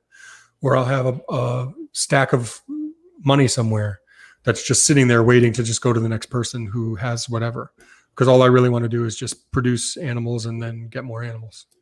I think that's one of the biggest things I took away from, say, looking at the early days of herpetoculture, reading someone like Bill Love's book when he was talking about when he first got into it, he literally just went across the country going to snake people saying, hey, this is what I have. That's what you have. Let's trade. Right. And like that sounds amazing. That sounds awesome. Like exactly where, everyone's head and heart should be in the hobby. But now that there's money involved, it can get a little tricky. Totally. And that's what it becomes. And there's certain species at the top, like the highest echelon species that you can only get if you pay to play. And that's it. So you got to sell a bunch of stuff and pinch your pennies to be able to buy into that stuff because it doesn't matter who you are or what project you have or what type of collaboration you have or whether you have the turtle room or whatever, or you built a name for yourself or whatever it is, you have to pay to play. That's it. So it's unfortunate, but it's just part of it. And I mean, who am I to say that people should just be trading? Like they've worked hard and that's fine. But it's just kind of the way it works. And it's unfortunate because then cash is king and it shows in the classifieds. It shows that's what it becomes. And I think it makes us look bad. Sorry. I'm really preachy tonight. I'm really preachy. I don't mean to be that way. I'm not normally like that, but just give me you see, this is why the guys from the Pondcast are going to be watching this. They're like, see, Anthony, that's why we don't let you talk that much. Nah, man, you gotta get your opinions out while you can. Yeah, we gotta keep a leash on this guy, man. Is it in turtles? Are the people doing it full time? Because obviously in snakes we have some hobbyists that are like very, very niche and they carve out their own little lane and they're able to make a living. Are there just the people in turtles? Are they just doing like large scale farming, out of a pond or something like that? Or I'll answer it this way. The amount of people that are truly doing it that are like making a decent living, and I suppose that's subjective. The amount of them that are just doing turtles all the time only and don't have a day job, there's probably as many of those as there are reptile YouTubers who are making a lot more money. It's tough. It's a tough racket. There's not many. I only know, well, I guess I know, I don't know. I guess I know 3 people who I actually know. And then I know of some others who I don't know well enough to say, do they actually have a side job? Is that all they do? But Chris Leone does, Andrew Hermes at Arizona Tortoise Compound does, Ben. So a few of those people who I mentioned already. But it just depends. Everyone's situation is different.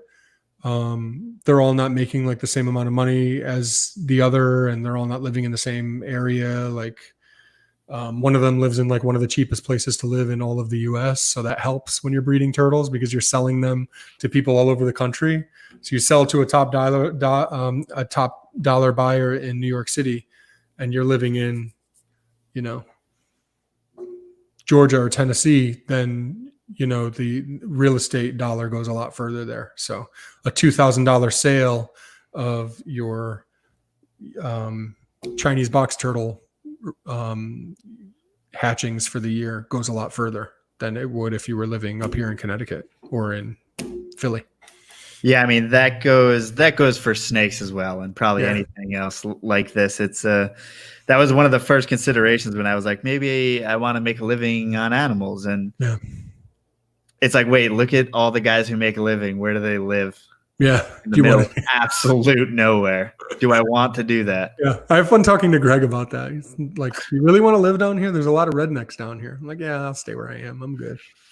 But I had a realization years ago because all I wanted to do was get to Florida. Actually, there was a time where I just wanted to have a sulcata farm. That's all I wanted because I love that species and they're so cool. And I just wanted to breed them and let them roam free in my house in Florida or Georgia or wherever I was going to be. It's not even the best place for sulcatas, but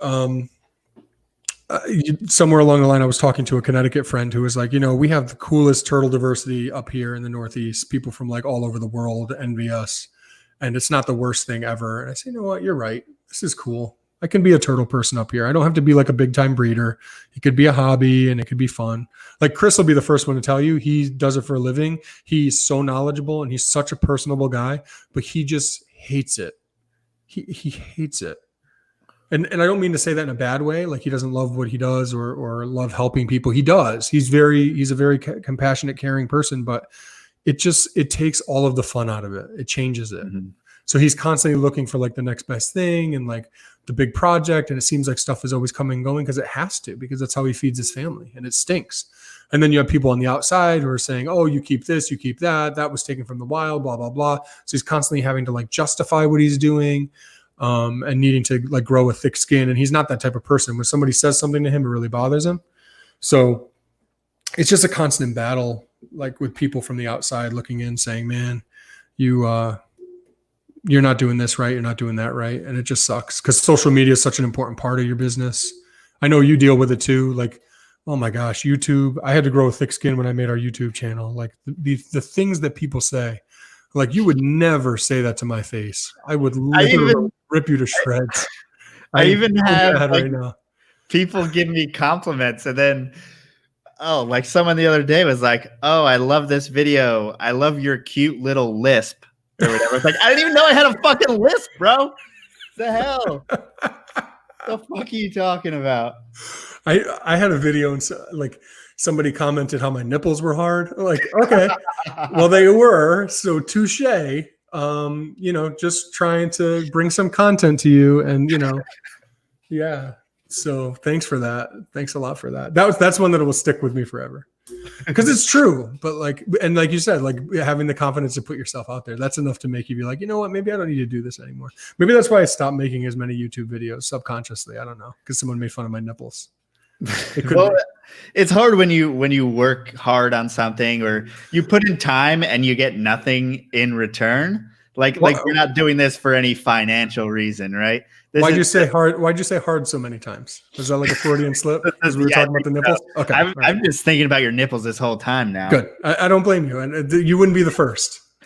If you so it's like, you just want to, we're trying to put good into the world. We're trying to educate people about these animals. We're trying to just get our animals out there and stuff like that. And yeah, it's kind of hard. Even when you're producing animals or you sell animals and do that kind of thing. And people have their opinions, and I couldn't imagine doing it for a living. I mean, there's no way. Now I know how lucky I am that I don't. I can go to work. I can be the turtle guy. I can take an x-ray when I need to and educate animal people who know more about veterinary medicine than I ever will in my life about turtles, because it's such a niche thing in that world. And I get to be an expert on something and come home and enjoy it when I have the time and not feel like I'm not going to be able to provide for my family when something bad happens. Like that's an added level of pressure. I freak out. I know I was telling you about those eggs and waiting to see if they would band. If I wasn't sure if my family was going to eat if they didn't band, like I can't imagine that type of pressure, you know? Yeah. Greg said they aren't hard, they're pierced. Well, he would know. Thanks, Greg. Is that the first comment? Did nobody comment? Do we have no viewers? No, yeah, there's comments. Oh, I didn't see any. You don't see the chat. You can see it if you wanted to go to the YouTube. Oh, that's okay. Right. That's all right. But yeah, it's super distracting. So if you see me doing something, I'm trying to like attend to the to the chat. Cool. I like it. But yeah, I feel like somehow you were able to go, like we said before, you were doing social work, but somehow you were still kind of able to get your foot in the door doing something kind of animal related. Yeah, so because I think it's people. I think it's people, man. If you have people skills, some sort of people skills, or something you could bring to the table, you will be known. You know, like you're not the most knowledgeable snake person. I'm sorry to break it to you if you didn't know that, but I enjoy listening to your show because you bring something that's important to us. And even though you're not the only podcast out there, it's still important. And yours is different than other people, right? So you found your niche. And that's the type of stuff I would talk to Steve about, finding our niche.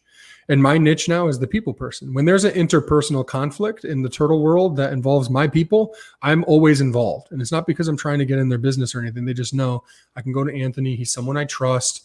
He won't go and tell the other person if I don't want him to. He'll give me some good advice. He'll diagnose somebody who's frustrating me. Like certain, not that I ever did any diagnoses or anything like that, but just saying like somebody's being frustrated. I'm like, this person just sounds like sounds like a fill in the blank. We're like, oh my gosh, they're actually diagnosed with that. I'm like, yeah, I know. It's because it sounds like that. But I really like the social work stuff, and I really did well in that. And then I really got burnt out, and I lost my job. And so it was like back to the drawing board. What the hell am I going to do? At this point, all I have is the turtle room. But, it makes for a really good resume. Like, senior director at that point of a budding nonprofit that did something really cool. You go to sit down in a job interview and they're like, tell me about this. Like, well, I save the most endangered animals in the world. Like, now maybe I'm tooting my horn, but that's what you're supposed to do in a job interview. But like, how cool is that? Right? Like, what do you do in your spare time? Play frisbee golf? Frolf? Is that a thing? Like, so great. Like, I'm happy you do that, but like, I'm just not into that. I don't want to go to, and I'm not antisocial. I'm a people person, but I find this to be more important than anything else going on around me. And it's probably just because I have like a obsessive personality and I'm like obsessed with it, but it's just, to me, it's just more important. So anyway, I use my skills to land a job in the veterinary field. There was a job working for a large 24-hour animal hospital, being like their marketing. They basically needed someone to be like the face of their hospital. So they rely on referrals from other hospitals from around the area. So they have like 80 hospitals that refer to them for emergencies. They send stuff to their surgeon. They send stuff to their internist, to their cardiologist, stuff like that. These are board certified specialists. So doctors that became a doctor then were crazy enough to go to school for another 3 or 4 years and become a certified specialist. So I got that job basically because of the turtle room. Well, first of all, social work. They asked me in the interview, how well do you think you deal with difficult people? And I said, I professionally deal with the most difficult people society has to offer on a daily basis. My specialty was mental health and substance use disorders. Co-occurring, basically everyone, like 85% of my clients had both mental health and substance abuse. And then they asked me like, well, how about social media? I'm like, well, you know, my turtle page has 20,000 people and my Instagram has 40,000 people. And I helped, you know, set that up and build that, and just talking about what we do for that and how we, you know, have people help us with that and kind of organize the entire thing. And they were sitting in the interview like, who is this guy? And honestly, I'm no one. I'm a guy with an art degree who got a job in social work because I needed a job, and then got promoted a couple of times. Just, I don't know, because I'm tall or something, or because I don't know. I don't know what it is. But I did well in that area because I'm a people person. I like to have fun with people, but I can be serious. But I got really burnt out. And you know, how funny is it that this silly turtle thing that was just kind of a side thing helped me get a job in the veterinary industry that I love. And now I run my own. I've been promoted a few times there. I run my own animal hospital now. I'm the manager, and I also train new hires in the Northeast. So I go around the Northeast and talk about doing presentations. I do 17-hour long presentations. And like, I train like brain surgeons, like, not kidding, on like how VCA animal hospitals do, you know, how we do business and stuff like that. So it's really cool. And it's all because of the turtles. And I guess looking back on it now, it seems crazy, but it's like, it's amazing what you can do in 10 years if you stick with it. Yeah. I mean, that's amazing. And I don't know if I've ever told anyone this. I also used my hobby in doing this to get the job that I have. So it's like, not only did I have jobs, I wasn't exactly in the field that I am right now, but I mean, I put my social media stuff on my resume as well as the fact that I have a Shopify website. You know, that's what I run Port City Pet through. So since I manage that Shopify website, I got a job managing someone else's Shopify website, just because I'm into snakes and I just happened to do a thing. And here I have a job, and I didn't even finish college. I dropped out my senior year. There you go. So yeah, and I have a job in which most people have college degrees. So you can leverage most things. I mean, especially this hobby. I mean, it is what you make of it, and that goes for probably anything else you're into. Right. And I think we tend to put ourselves in a box where you think of certain things. Like when I was in college, then all of a sudden I wanted like I became really close with the guy who owned the exotic reptile store nearby, and that's where I got pets from and advice from and learned a lot from, because the internet wasn't really a big source of information on niche things yet. And talking to him, like John and I were going to open up like a franchise pet store under him. Now I look at that, I'm like, if I did that, my life would be so miserable. But you just, you know, you don't know what doors can open until you just start pushing forward. And if you keep, and this is something that I believed at the very beginning, and it couldn't have been more true. If you just focus on what you're passionate about and try to be good to other people, collaborative, and help where you can and be involved where you can, and make a name for yourself, and just stay the course and stay involved with good people who really mean well and want to build like you do, then the possibilities are endless. I mean, we have a conservation program in Africa. Like, what the hell is that? Like, that's crazy. We're just a couple of guys that got together and said, we want to do more. And we got to know other people, and the other people said, hey, you could do more. And we're like, yeah, that's what I'm trying to get you to see. Like, it's just crazy how that happens and how it grew so quickly. Turtle Room is 9 years old, and it's nothing like it looked in the beginning, nothing like we would have imagined it to look, but it's just crazy. We made it over 2 hours. Yeah, we did. Wasn't that easy? I've never been on a podcast that long. Really? Yeah. Yep. 7.5 years. Never been on one this long. So is there anything that we missed out on? I'm sure there is. I don't think so. There were just some little things here or there, like if they came up, but right. I think what we were just talking about is a nice place to leave off on it too. And Absolutely. I know you ended always by saying, okay, how could people get in touch with you? So I'll beat you to it. I'm such a good listener. So how can people get in touch with you? So I beat you to it.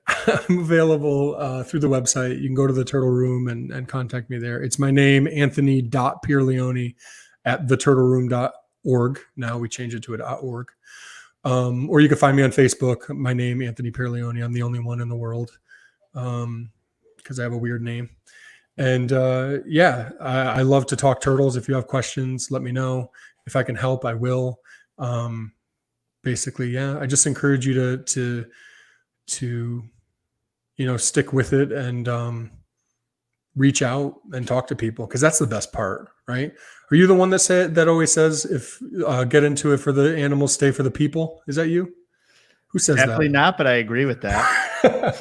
Is that somebody on one of the podcasts says that? I don't know why. Well, yeah, we've definitely talked about it, but just during this whole COVID thing, not having the interactions, I'm realizing that it's just as much of, whether it's in-person interactions or different ways through social media and stuff like that, it's all cohesive. So yeah, it's a little disappointing not having that, meeting new people and stuff like that in person at reptile shows and stuff that I'm used to, or for you probably going out to go check out Diamondback terrapins at this time of the year or stuff like that. So yeah, I was, as crazy as this is, I was supposed to go to China this year to do a talk.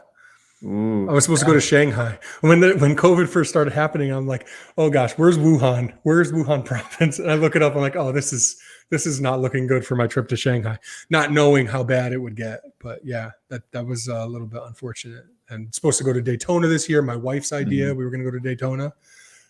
So yeah, it's definitely a bummer. But I'm the type of person, I'll end with this.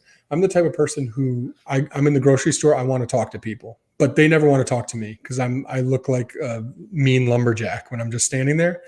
Something about my wife's face, everyone wants to talk to her and she doesn't want to talk to anybody. It's probably just because of that. She's more inviting looking. She looks like a nice mom, nice mom of young kids. And I look like, somebody who is miserable in their life. I'm not, though. So I haven't really skipped a beat, though, because I have my people. Like, I can listen to the podcasts. I am constantly using Messenger and texts and things like that. I'm talking to people all day long. So it's like nothing really changed, even though I'm wearing a mask and like social distancing and staying away from everyone. And, I worked through this whole thing, and our hospital never closed due to COVID. We were deemed essential immediately and we never closed. And it was scary at times, but being able to be there and get support from my staff was crazy, because I was freaking out a lot. And my wife and then my medical director and my assistant manager at the hospital pulled me aside and were like, "Are you okay? You don't seem like you're doing." I'm like, "Yeah, you don't understand. Like, this is happening. This is what I talk about in my educational talks. I talk to people about the animal markets in China all the time. I've been doing it for years. Like, I know how bad that is, and the fact that it's coming true is like a freaking nightmare for me. I'm not just learning about what they do to pangolins. Like, that's stuff that I am intimately familiar with. So it was just kind of crazy and eye-opening, and it was tough at first, but at the same time, since that immediate freak out about, oh boy, I'm not going to China, into, oh my gosh, this is crazy, how bad is this going to get, to now things getting a little more normalized. I really haven't skipped a beat besides that one blip in the radar. And it's because of the people. So it's tough, man. Taking care of 180 animals is tough, no matter what kind of animals they are. If they're betta fish, it's tough. And the people are what keep me going, because when I have something really cool happen, I'm taking pictures on my phone and sending it to my friends and sharing that with them. And they're doing the same thing and picking me up with conversation when I'm down or whatever. So anyway, come for the animals, stay for the people. Absolutely. When you're down, someone else is pumped about a species. So listen to them talk, and they'll usually get you pumped, which is great. Absolutely. All right. So I'm the king of extending conversations for way too long. We already started the outro. So PortCityPet.com, Port City Pythons. You know where to find me if you made it this far. The links are down below. Anthony, thanks for hanging out with us. Thank you so much for having me. Great pleasure. All right, guys. I will catch you next week. Deuces.